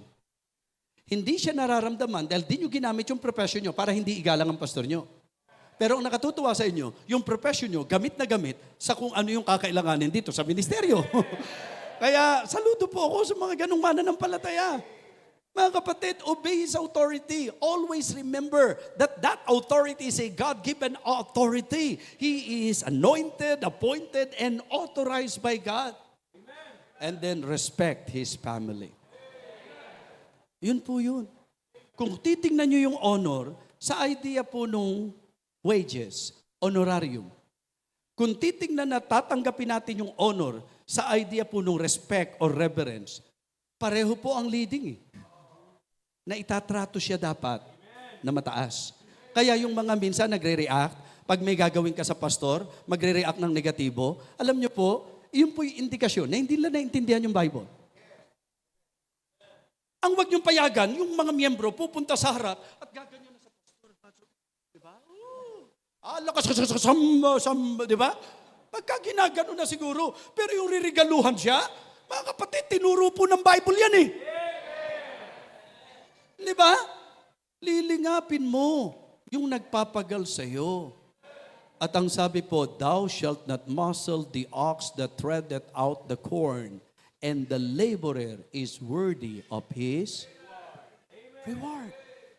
So we need to remember them. We need to respect them. We need to recognize them. 1 Thessalonians 1 Thessalonians chapter 5, beginning verse number 12. And we beseech you, brethren, to know them which labor among you, and are over you in the Lord, and admonish you, and to esteem them very highly in love for their work's sake, and be at peace among yourselves. Lalabas, mali si Pablo. Kaya ang natatakot ko, yung mga nagkikriticize, kapag ka nag-appreciate ka ng mga pastor, iniisip ko baka kahit si Pablo nabuhay sa panahong ito, pati si Pablo aatakihin ng mga yan eh. Kasi ang sabi ni Pablo, hindi lang mahalin eh, pakamahalin mo sila. Di ba? And to esteem them very highly in love. Dapat daw po bang mahalin ng pastor? Gaano? Highly. Gaano ka highly? Very highly. Grabe! Masama ba si Paul? Mga kapatid, acknowledge the leadership of the man of God. Appreciate the labor of the man of God. Opo. Wala hong taong magmamahal sa inyo ng katulad ng pagmamahal ng pastor. Diba? Tingnan niyo po ang sabi ni Paul sa chapter 2. Tingnan niyo kung paano siya nag-express ng puso niya. Sabi ko nga, yung mga nanliligaw, kung ganito kayo didiskarte at didiga doon sa liligawan nyo, baka laglagang matamis na oo niyan eh. Alam niyo po kung bakit mamahalin ng miyembro yung pastor? Kasi naramdaman nila kung gaano siya kamahal ng pastor eh. Naniniwala ba kayo mahal kayo ng pastor nyo? Kung hindi po, punta kayo sa kanya, magreklamo kayo, hindi mo ako mahal, pastor. Pero kung sinasabi niyong mahal kayo ng pastor nyo, ano ang dapat? Love begets love. Tingnan niyo si Paul, how he expressed his heart. 1 Thessalonians chapter 2, verses 7 and 8. But we were gentle among you, even as a nurse cherisheth her children. Yung nurse dito, hindi po yung profession ng nurse. Ang nurse dito, pastor, di ba? Ibig sabihin nito, nursing mother. Di ba? So, gaya ng nanay. Kaya ang unang nurse, nanay, mga kapatid. Ang pusong nurse, nanay. Kasi mula sa idea po ng pag-aaruga eh. So ang sabi ni Paul, but we were gentle among you, even as a nurse cherisheth her children. Ngayon, nauuso na yung tawag, tatay, di ba? Yan ang tawag sa atin ng mga, oo. Pero ang totoo nun, in principle, hindi lang tatay ang pastor mo, nanay din siya. Nanay! Kaya pagka Mother's Day, regaluhan nyo rin. Batiin nyo, Happy Mother's Day, pastor. Sabi ni Paul, di ba? Nakasunod kayo sa talata? But we were gentle among you. Ano sabi niya? Even as a nurse cherisheth her children. Bakit ko sinabing mother ang tinutukoy doon? Hindi ba kung profession ng nurse yan? Dapat ang sinabi, even as a nurse cherisheth her patients. Yan sabi children eh. Leading to the idea that the word nurse used by the Apostle Paul is actually nursing mother. Nanay. At yan ang mga pastor, kung magmalasakit sa mga miyembro, parang nanay. Yung pangangalaga. Ang tawag dyan, tender care. Kaya yan ang masarap na pulbos, mga kapatid. Tender care. Hindi, baka may mga Maka-Johnson's baby powder dito, ha? Huwag na natin pag-awayan yun. Verse 8. So, being affectionately desirous of you. Aralin niyo mabuti ito. So, being affectionately desirous of you, anong sabi niya? We were willing to have imparted unto you, not just the Word of God, mga kapatid, diba? The gospel of God only, but also our own souls, because you were dear unto us. Blessing po ba na may pastor na nagmamahal sa inyo? Paano niya pinakikita yung pagmamahal? Laboring. Diba? Laboring night and day. Laboring and travailing, mga kapatid. Kung saan-saan pumupunta, kaya traveling. Yun po ba yan? Traveling pala yun. Ano? Yung traveling, yung nananangis, yung talagang nananagoy para sa mga tao. We should appreciate the labor of the man of God. Amen? And we should affirm our love to the man of God. Nakakasunod po kayo? Kasi maganda rito, meron kayong mga notebook pa na provision para sa inyo. Acknowledge the leadership of the man of God. Appreciate the labor of the man of God. And we beseech you, brethren, to know them which labor among you and are over you. Diba? And admonish you. And to esteem them very highly in love for their work's sake and be at peace among yourselves. Kaya nga ang sabi di ba? Warn them that are unruly. Comfort the feeble-minded. Support the weak. Di ba? Yun po yung nililiwanag ng Bible. And then, reward them sa 1 Timothy 5:17 and 18. Kaya gusto ko pong tapusin tong mensahe na ito. Nakatatlo na po tayo, Pastor eh. Una po, kaya pala sila naging church with great impact because of their godly reputation in the ministry of God. Because of their good reception to the message of God. And because of their great regard to the man of God. Mga kapatid, gusto kong tapusin yung mensaheng ito using 1 Corinthians 9:7. 1 Corinthians 9:7. And in closing, I want you to see and to behold the clear picture of the man of God ayon sa ginamit na illustration ni Apostle Paul. 1 Corinthians chapter 9, verse number 7. The context of 1 Corinthians chapter 9 is actually the defense of the Apostle Paul to his apostleship. Kasi kino-question po siya yung pagka-apostol niya.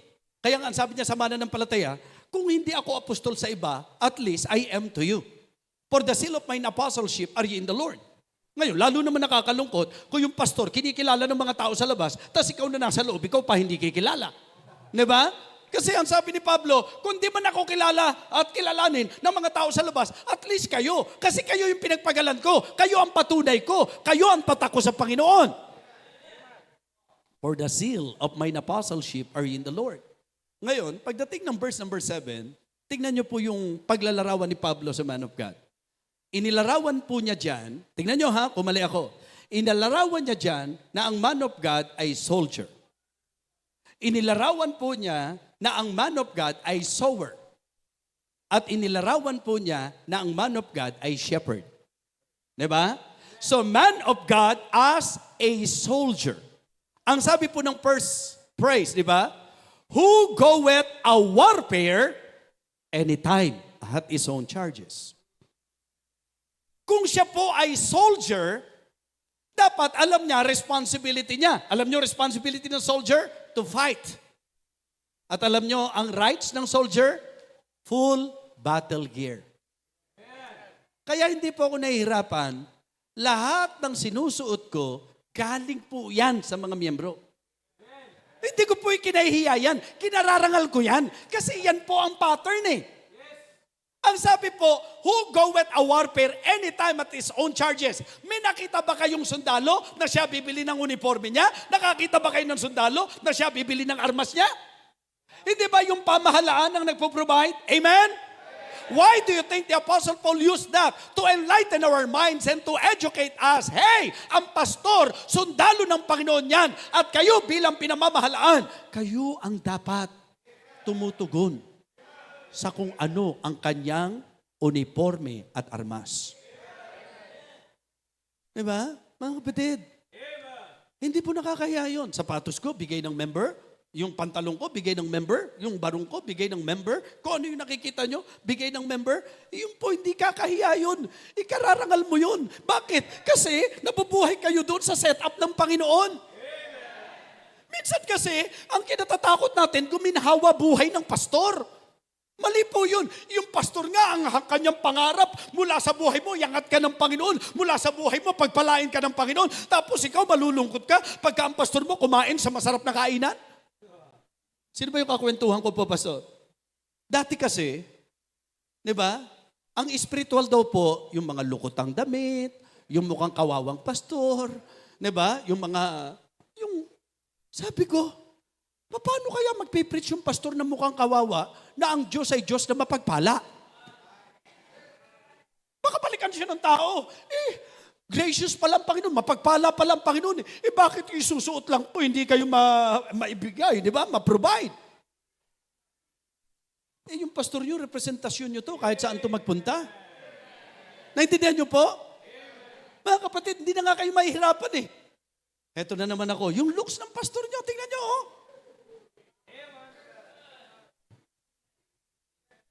Kahit saan siya pumunta, ang dala niya, Panginoon, una sa lahat. Pangalawa, yung mga miyembro niya. Pagka yung pastor mukhang kawawa, grabe, siguro, hindi marunong mag-alaga yung mga miyembro nito. Di ba? Siguro walang pakialam sa kanya mga miyembro. Pero yung pastor yung pagka ganyan kaayos, hindi pa nila kayo nakikita. Ati ako, yung church niyan, yung mga miyembro niyan, talagang ibang magmahal ng pastor. Yung bang, di ba, ililit na kaagad doon sa thinking na gano'n. Kasi ang Diyos gusto pagpalain siya. Tapos ikaw maka-Diyos ka, ayaw mong pagpalain siya. Magkakontra yun. Kaya kung maka-Diyos ka, ikaw mismo. Di ba? Naalala niyo yung illustration? Offering time, pastor, may naghulog ng 20 pesos. Nung ihulog niya yung 20 pesos, yung mata niya doon na, dito na nakatingin. Saan kaya niya dadali? Dinala na dito sa harap. Nako, preaching na, hindi nakinig yun. Basta nakatingin siya doon sa inulog niyang 20 pesos. Nung matapos ang service, kala niyo ba nagpasalamat man lang sa preaching? Hindi. Doon siya nakatingin. Nakita niya, kinuha ng treasurer yung treasury bag. Yung offering bag. Saan kaya pupunta yung... Tapos nakita niya yung usher, dinala doon sa office ni pastor. Tapos, kinabukasan, o nung susunod na service, nakamagandang barong si pastor. Sabi niya, sabi ko na eh. Di ba? 20 pesos ang hinulog. Naligalig ang buhay ng buong service. Hanggang sa inintay ang linggo, nung nakitang nakabagandang barong ang pastor, sabi ko na, doon napunta yung 20 pesos ko. 20 pesos? Hindi natin minamalit ang 20 pesos. Pero sa totoo lang, kung maka-Diyos ang puso mo, hindi ka dapat affected pag kami mga magagandang bagay. Saan ba namin gagamitin ang barong? Sa pretty boy contest ba?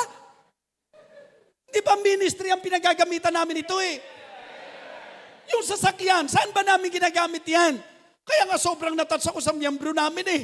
Na talagang nagulat ako sa talagang tindi ng pasasalamat niya. Papunta ako ng revival meeting, tumawag sa akin na matapos siyang i-bless. Alam niyo po ba, ang mga miyembro po namin, pagka pinagpapala sila, ako pinagbibintangan.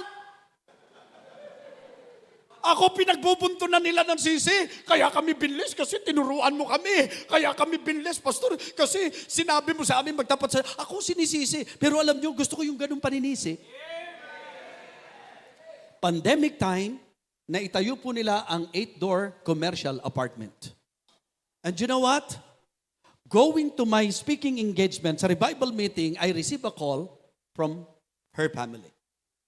At alam niyo sabi, Bishop, sa sobrang kabaitan ng Panginoon sa amin, itong 8-door commercial apartment, isipin niyo, pandemic ngayon, natapos yan.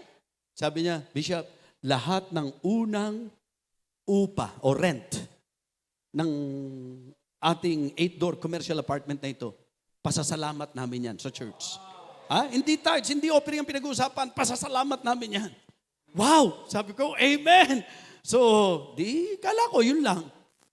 At saka isa pa, Bishop, sabi ko, ano po yun? Saan po ba kayo papunta ngayon? Sa revival. Bishop, nagkasundo po kaming pamilya. Gusto namin po yung elite na grandia, ibibigay po namin sa inyo. Kapatid, 3 million po yung halaga noon. Parang hindi ko narinig eh. Sabi, ano po yun?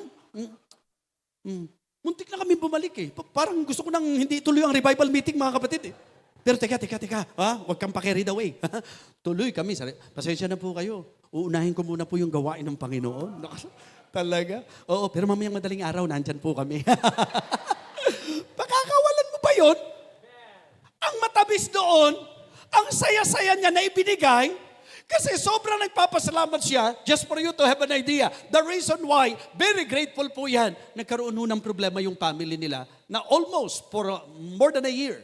Wala na po silang batian, hindi na sila yung maayos. Pero sa payo po ng ating pastor, naiayos po sila. Sa sobrang tuwa niya, sa pamilya niya, mga kapatid, na naayos sila. Yun yung expression. Kasi kahit sa Diyos, di ba? What shall I render unto the Lord for all His benefits toward me? Pagka nakikita mo na ang pastor mo, blessing ng Diyos sa'yo, iniisip mo, ano kaya ang pwede ko namang ma-express? Naintindihan niyo po? At yung isipin mong isang tao, kaya niyang gawin yon? Ano yun? Nagpapaloko? Satanic mentality yun. Di ba? Mga kapatid, totoo ang puso. Kaya saan ko ba ginagamit yun? Di ba? sa ministry. So napakaganda po na makita natin na ang sabi niya, who goeth a warfare anytime has its own charges. As soldier, ang responsibility niya to fight. As soldier, ang rights niya, full battle gear. Kaya, mga kapatid, sa totoo lang, huwag nang pagmitigan ng church yan. Bilang mga mananampalataya, may bili nga natin ng barong si pastor, may bili nga natin ng coat si pastor, may bili nga natin ng sapatos si pastor, may bili nga natin ng... Huwag pagka-pastor Sunday lang, mga kapatid. Ako ang ikinatataba ng puso ko, yung mga members namin, natutunan po nila na hindi lang pag-birthday, kundi parang lifestyle na po nila na talagang lalo na pagka binebless sila ng Panginoon. Kasi tingnan niyo po yung principle. Pag ikaw binless ng Diyos, matuto kang kumilala sa ginamit ng Diyos sa iyo. Ha? Kung gusto mo naman, i-bless ka ng Diyos, gumawa ka ng dahilan para i-bless ka ng Diyos. Kaya pareho eh. Talagang lifestyle of giving talaga ang Christianity, mga kapatid eh. Kaya ang sabi, give and it shall be given you, good measure, pressed down, shaken together, running over eh. Di ba? Yun po ang mangyayari niyan eh. So napakahalaga po nun. I-apply po natin yan. A sower, ang kanyang responsibility to farming. Magbungkal, di ba? Pero ang kanyang karapatan, fruits. Hindi po pwedeng nagtanim ka, pinagpaguran mo yan, tapos nung nagkabunga at pipitas ka, sisigawan ka ng kapitbahay at ng kung sino-sino, hoy! Bakit mo pipitasin yan? Tapos ikaw naman, na nagtanim, na nagpagod, nung pipitas ka, sabi, bakit naman? Bakit mo pipitasin yan? Sa'yo yan. Ikaw nagtanim yan eh. Ikaw nag-alaga niyan. Ba't ka pipitas? Hindi ba karapatan mo lang na kung nagtanim ka, nagpagod ka, kung nagbunga yan, aani ka doon sa bunga. Amen? Kaya maganda, hindi lang natin nababasa yung talata. Nauunawa natin yung talata. A shepherd who feedeth a flock and eateth not of the milk of the flock. Siguro po yung nag-alaga ng tupa, tapos hindi pwedeng kumain ng gatas ng kanyang inalagaang tupa. So as soldier, responsibility to fight, ang rights niya, full battle gear. As sower, ang kanyang responsibility to farm, ang kanya pong karapatan, fruits. A shepherd, ang kanyang responsibility is to feed the flock of God. Amen? At ang kanyang rights, to be fed by the flock. Who feedeth a flock and eateth not of the milk of the flock. Ito ka, pinagpastulan mo yan, pinaghirapan mo yan, inalagaan mo yan. Pagka umuulan, iniingatan mo sila. Pagka umiinit, iniingatan mo sila. Binabantayan mo sila sa mga lobo, binabantayan mo sila sa mga oso. Ipinanganib mo ang buhay mo para sa kanila. Tapos dumating sa time, nagagatasan mo yan. Nung gagatasan mo yan, sisigawan ka na naman? May sisita na naman sa'yo, "Oy, bakit mo ginagatasan yung tupa na yan?" Eh di syempre, ikaw sasabihin mo, bakit? Ako nag-alaga dito. Oo nga, pero lalaki po yan. Yun naman pala. Yun naman pala concern niya. Hindi naman pala para kumontra, kaya lang lalaki pala, no?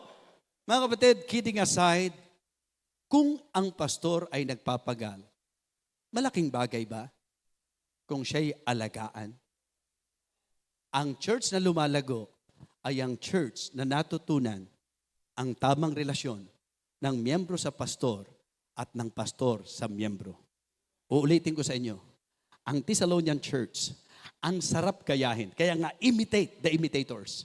Sila'y harmonious church, healthy church, happy church, honorable church, because of their great regard, because of their godly reputation in the ministry of God, because of their good reception to the message of God, and because of their great regard to the man of God. How about you this morning? Pagbulayan po natin ito.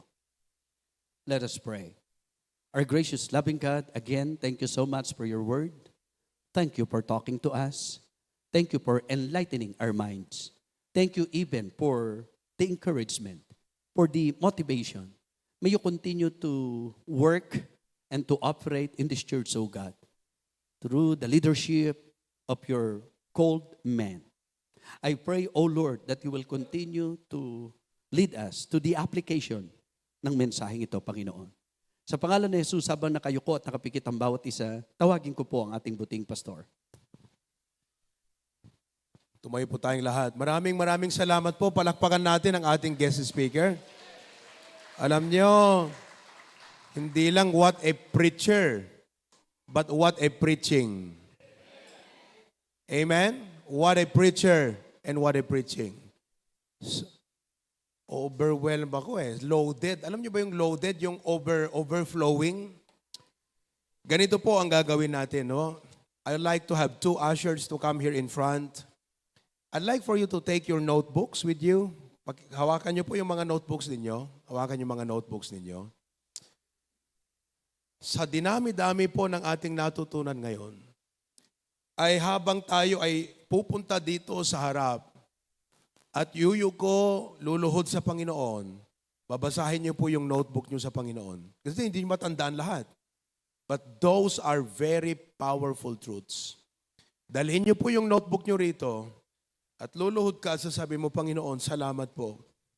Ganito ang magiging takbo ng ating panalangin.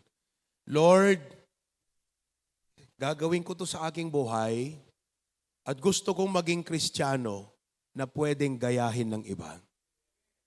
The kind of Christian that others should imitate. I am going to imitate the Thessalonian church, and I would like to be the kind of Christian that others will imitate. Panginoon, sa area po na ito, tinamaan ako. Panginoon, sa area na ito, kinausap mo ako. Lord, sa area na ito, iba yung impact sa akin. Panginoon, sa area na ito, nagkaroon ako ng idea. Lord, dito po, sa point na ito, Panginoon, please, i-reinforce mo sa aking buhay. I want us to come forward right now. Punuin muna natin dito sa taas. Take your notebooks with you. Huwag lang po kayong pumunta rito na sabihin nyo ang gusto nyong sabihin sa Panginoon. Come forward and let's reflect on what we learned today. Halip po kayo dito sa harap. If the Lord spoke to your heart, unahin natin muna yung mga men. All the men, come in front. Kung hindi nyo kayang lumuhod, nuhan nyo kaya't agparintumang, nakatakder kayo, umay kayo dito sango, o rin nakatakder kayo kakabsad. But let us all come together and tell God what the message or the impact of the message sa ating buhay. Kunin niyo po yung mga notebooks ninyo. Come on. Yan. Numarigatan kay agparintumang, agtakder kay lata. Okay lang. Kahit nakatayo kayo rito. But with your notebooks, habang nananalangin ka, nire-review mo yan sa Panginoon. Lord, thank you. Grabe, Lord. Parang hindi ko alam saan ko magsisimula. Grabe, Lord. Ang ganda ng preaching na to. Pero at least, isa-isahin ko, Lord, this area, this aspect, Panginoon. Come on. Yan. Yan ang kagandahan na sinulat nyo sa notebook nyo yung outline. Praise the Lord. Okay, sige po. Come on. Yeah. Come on. Now it's time for the ladies to come forward. May po kayo ladies dito? You can fill up the aisle. Yan. Okay. Step out from your seat. Lord, deti man ti kararat ti pusok apo, deti man ti tarigagay, nga nariknak, babaan ti agpipreach ni Pastor De Vega. Deti man ti goal apo, nga kayat ko nga mangyari ti biyag ko apo. I only have one life. Thank you for this message. Dahil sa preaching na ito, magkakaroon ng direksyon ng aking Christian life. Dahil sa preaching na ito, magkakaroon ng tamang tahakin ang aking buhay Kristiyano. Salamat, Lord. Thank you so much. Nagkaroon ng kahulugan ang buhay Kristiyano ko. Na-appreciate ko ang pagiging member ko sa church na ito.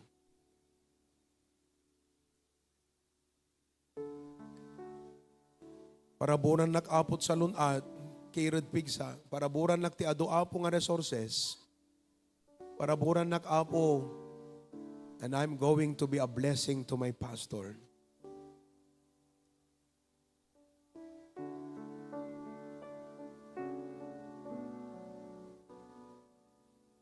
I'm going to pray for his effectivity. Apo, kadagiti amin na pag-speakan na, paingulim apo, pabilgam. I'm going to assist his ministry, Lord. Noan niya ti makitak nga pakatulong ag apo gankwana, I'm going to help him. I'm going to support his necessities. Panginoon, alam mo naman, limitado lang kami. Pero Lord, I would like to be a blessing to the pastor in meeting his need because he is meeting our spiritual needs. And I thank him for his sincerity, Lord. Na iniwan niya ang kanyang personal na ambisyon upang sumunod sa iyong panawagan. Panawagan dahil gusto mo na bigyan kami ng pastor and he obeyed that call. I'm going to obey his authority and I'm going to respect his family.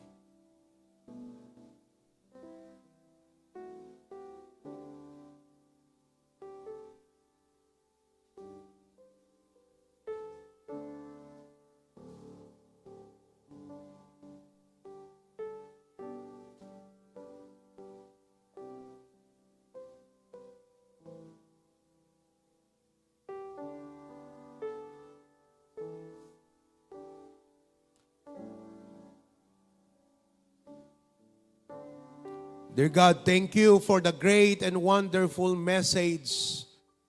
Ngayon palasat impadalan mo, Apo, iti adipon mo. Narik nami no kasano iti kinasinsir na nga nagpreach, Apo. Narik nami nga uray bisita mi, kahit bisita namin siya, naramdaman namin na mahal niya kami, Panginoon.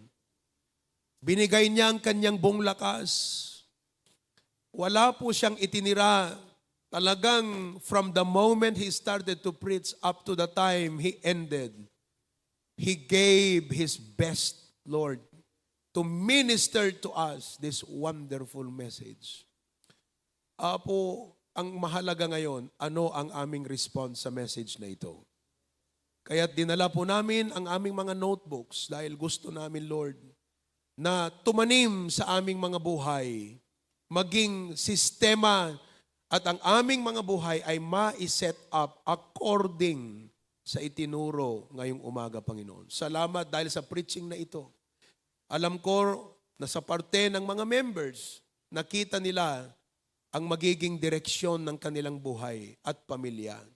Naramdaman nila ang meaning ng pagiging member ng Hosanna Bible Baptist Church. Kaya Panginoon, thank you so much.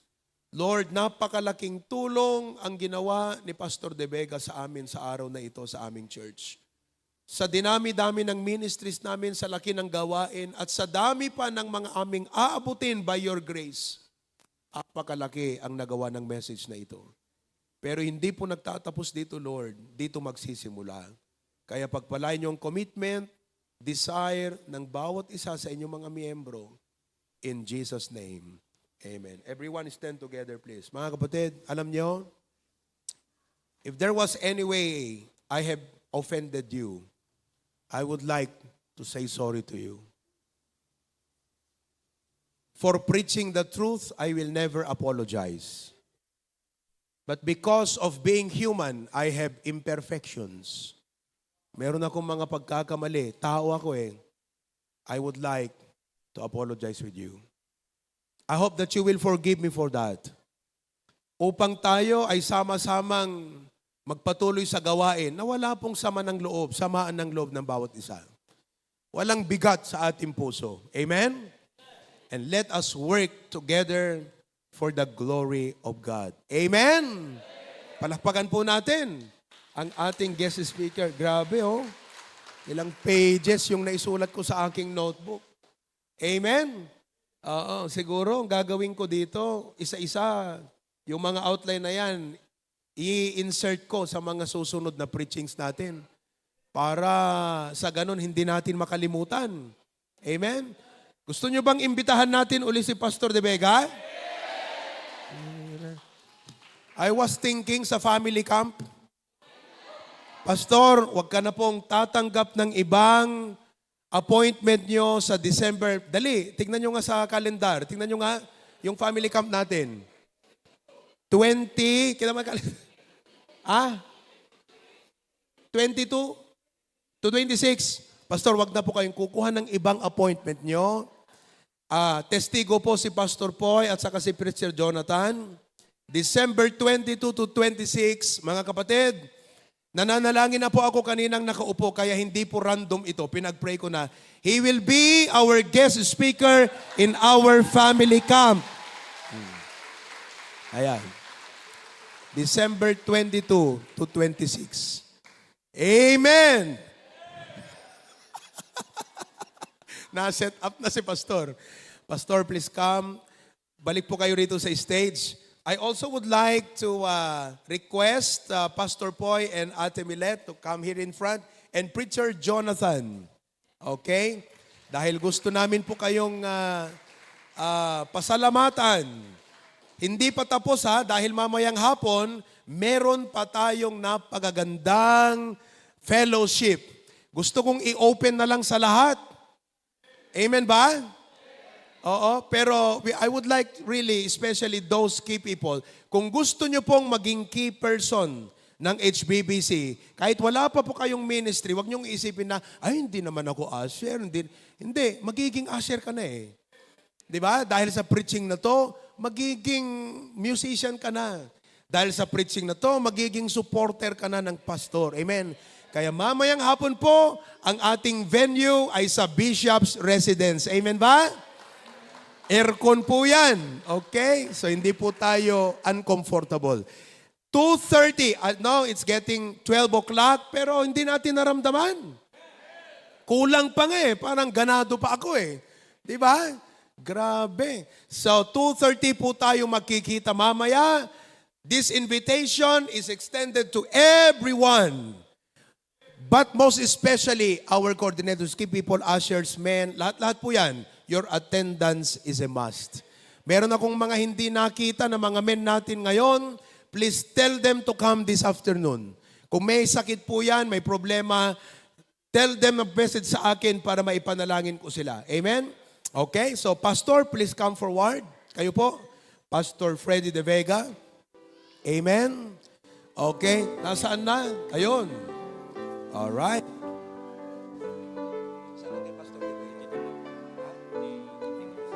Pastor, we cannot thank you enough. You know, we cannot thank you enough.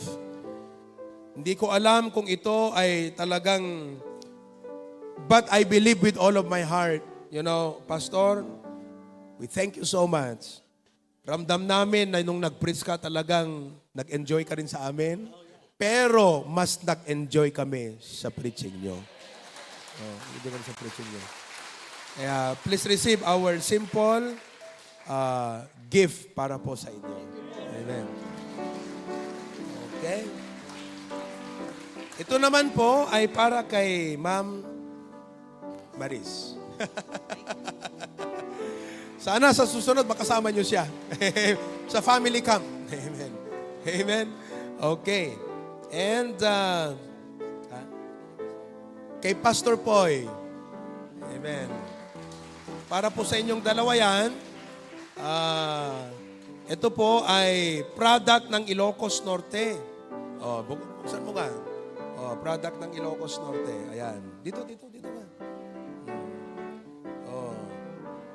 Pangalan ba yan? Yan, may pangalan, doon sa baba. Sabi niya, Pastor and Mrs. Aguilar. Hindi ko alam kung favorite color nyo yan, pero magandang kulay po yan. At syempre, kay Preacher Jonathan, on the sideline, mga kapatid, pero grabe. Kwento ko lang po sa inyo, yung preaching po ni Pastor De Vega is very applied sa kanilang church. He is not practicing what he preaches. He is preaching what they are practicing. At alam niyo po, kahapon, pinasyal namin sila doon sa ating sanctuary sa Batak. Okay, tumayo si Bishop doon sa pulpit, doon sa Batak. Sabi niya, ang ganda ng pulpit niyo. Sabi niya, kaya lang, hindi iakma sa ang taas eh. Pero ang ganda. Ramdam ni Pastor Poy. Pastor Poy is an ordained pastor. Isa po siya sa mga leaders ng kanilang church sa Santa Mesa.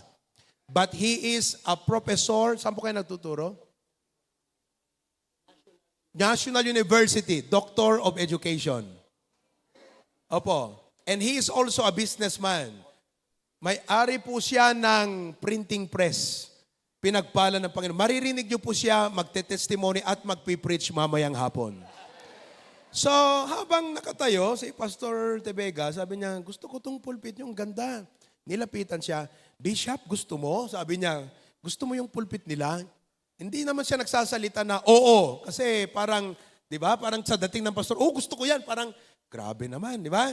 So, simple lang siya, pero ramdam niya na. Gusto niyo talaga, Bishop? Nilapitan ako ni Pastor Poy, sabi niya, Pastor, sabi niya, please, pagawan niyo si Bishop ng pulpit niyo. Bawasan niyo ng size. Babalikan ko yan. Oh. Anong ibig sabihin nun? Yan ang assistant. Yan ang men. O ngayon, kagabi, di nagkukwentuhan na kami. Oo, nagpatimpla si Bishop ng kape. Sinerve siya ng kape. Sabi niyang ganyan, ngayon lang ako nakakita ng clear coffee. Clear, as in clear. Kasi po hot water yung binigay. Tapos naglagay nung may coffee mate sa asukal. Sabi ni Mrs., hiyang-hiya, sabi niya, wag naman yan, magtitimpla ako. Sumagot si Doc Lester. Buti nandun si Doc Lester. Sabi niya, Pastor, talaga itong bahay niyo, ang kailangan dito yung espresso machine. Sabi ko sa kanya, galing ng idea mo, Doc. Sinalo ni Pastor, sabi niya, alam mo, kung sino yung nakaisip, yun ang magpo-provide eh.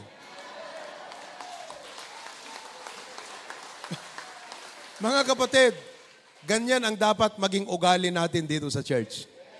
Amen? Pastor, marami pong salamat. Hindi po dito nagtatapos. Okay, God bless you. God bless you. Nagpicture na ba kami? Nagpicture na? Isa pa. I'd like to call my wife to come. Ika, mahal ko. Amen. Dito po tayo sa harap. Amen. Sino ang gutom na? Ay, wala. Ay, nako. Oh. Sino ang masaya? Grabe.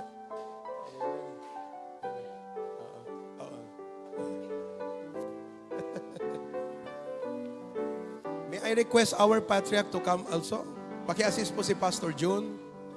And of course, my father-in-law from Isabela, pumunta po para makigalak sa celebration ng kanyang son-in-law. And mommy, halip po kayo. Ni mama, asan si mama? Pakitawag si mama. Oo, busy sa baba eh. Prepare siya eh. Oo. Dito po tayo sa baba. Baba tayo. Tanggalin yung mga mic. Tanggalin yung mga mic. Okay. Minsan lang tayong gutumin ng ganito. Answer prayer. Binulong ni Bishop kanina. May appointment ko 26, Pastor, pero kakausapin ko yung nakausap ko para makapunta. Amen! Panalangin nyo, mga kapatid. Punuin natin yung youth campsite natin. Lagyan ko ng bubong. 1,000 dapat tayo sa December. Amen. It's BBC alone. Huwag na tayong mag-invite ng iba. Amen. Pastor Dennis and Pastor Ver and wife, ali kayo rito. Amen. Ito ang ating mga masisipag na assistant pastor. Minsan silent lang yan sa akin, but yung kanilang support is very felt. Maraming salamat, ha? Sa kanilang pagiging supportive sa kanilang pastor. Hindi kayo. Doon sa kanilang nila. May Jack Abay ni Papa. Hindi ba baba? Oo. Dito ba sa kabila? Oo. Yan. Salamat, Pastor, ha? Papanalangin na namin yan. Talagang gagawan na natin ng matinding invitation.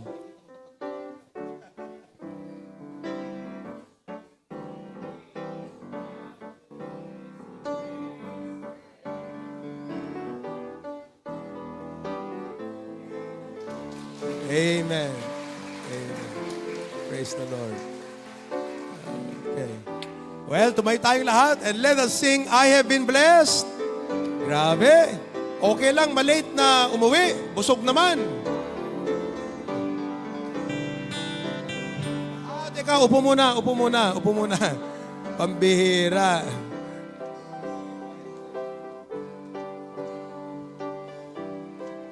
Amen. Tugaw tayo lang kakabsat. Praise the Lord. Napasaya natin ng ating mga bisitang pastors. Praise God. Ngayon, pasayain naman natin ang ating mahal na senior pastor. Amen. Ang buong Hosanna Bible Baptist Church, churches, outreach, and key person, key people, lahat po tayo ay dito sa harap, mga key person. Amen. Lahat ng mga amen.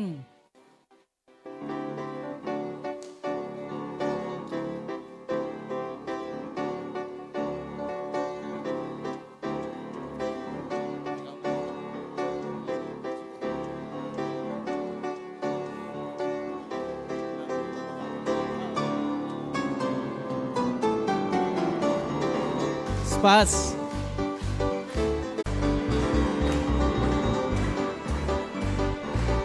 Kristo tayo, Kabsat.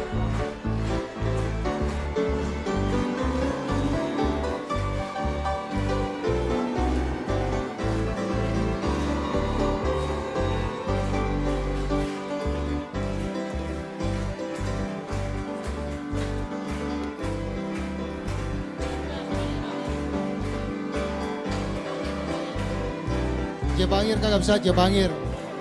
Jabangir.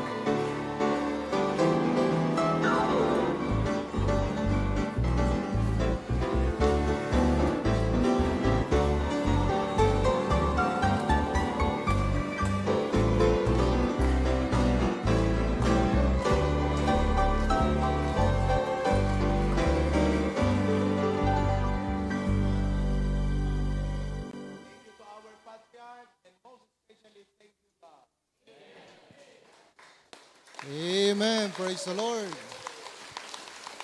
And more. Kapsot, palakpak. Amen. Praise the Lord. Pastor, I believe that without any amount of money cannot reciprocate your love to God and to us HBBCians. Ngam naman pa kasta pastor, awatam dito yung pagyaman mi. Kan ka pastor, from the HBBC ministries, churches, and outreaches, pastor.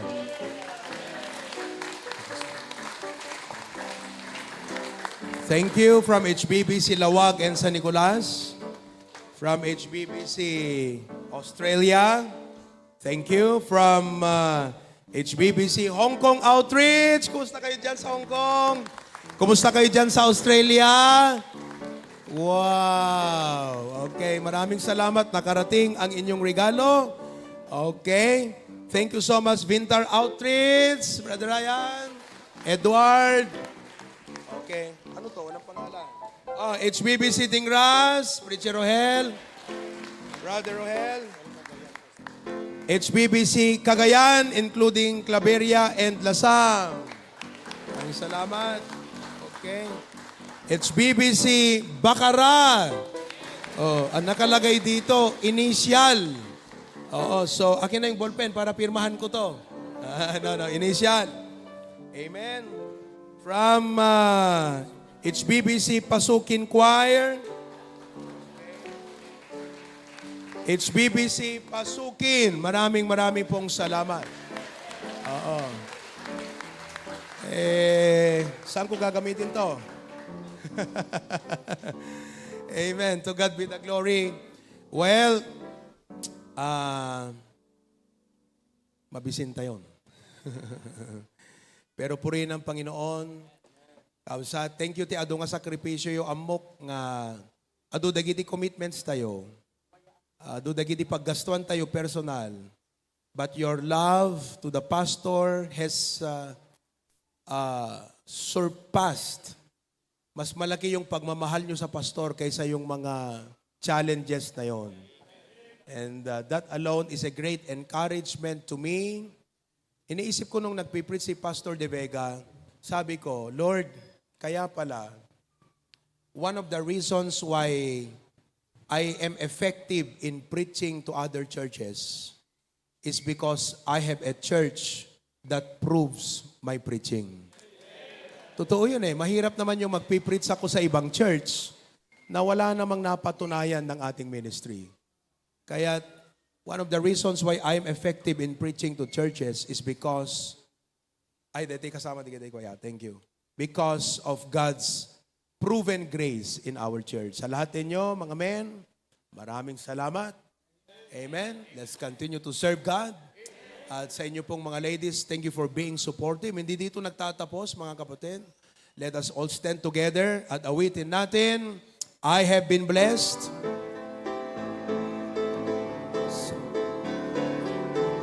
Everybody now, ready? When He moves among us, all that He does, all of His mercy and all of His love. If the pen of a writer could write every day, not even His world could never contain. I have been blessed. Warmth in the winter, flowers of spring, laughter of summer, and the changing of leaves. Food on my table, and a good place to sleep. Clothes on my back, and shoes on my feet. I have been blessed. Chorus, everybody. I have been blessed. God's so good to me. Precious are His thoughts of you and me. No way I could count them. There's not enough time. So I just thank Him for being so kind. God has been good, so good. I have been blessed. Sing it now. Arms that can raise, a voice that can talk, hands that can touch, legs that can walk, ears that can listen, eyes that can see. Oh, I've got to praise Him as long as I breathe. I have been blessed. Father and mother now. Father and mother who nurtured and raised, sisters and brothers. Sing the next part now. Our pastor to lead us, the altar to pray, His stripes that can heal, and the blood that still saves. Amen. I have been blessed. Chorus now. I have been blessed. God's so good to me. Precious are His thoughts of you and me. No way I could count them. There's not enough time. So I just thank Him for being so kind. God has been good, so good. I have been blessed. Last words, everybody. He's my shoulder to lean on when I am down, the rock where He leads me when I'm overwhelmed. It's the place where He hides me under His wings. It's not just a song, but He's the reason I have been blessed. Everybody now. I have been blessed. God's so good to me. Precious are His thoughts of you and me. No way I could count them. There is not enough time. So I just thank Him for being so kind. God has been good, so good. I have been blessed. God has been good, so good. I have been blessed.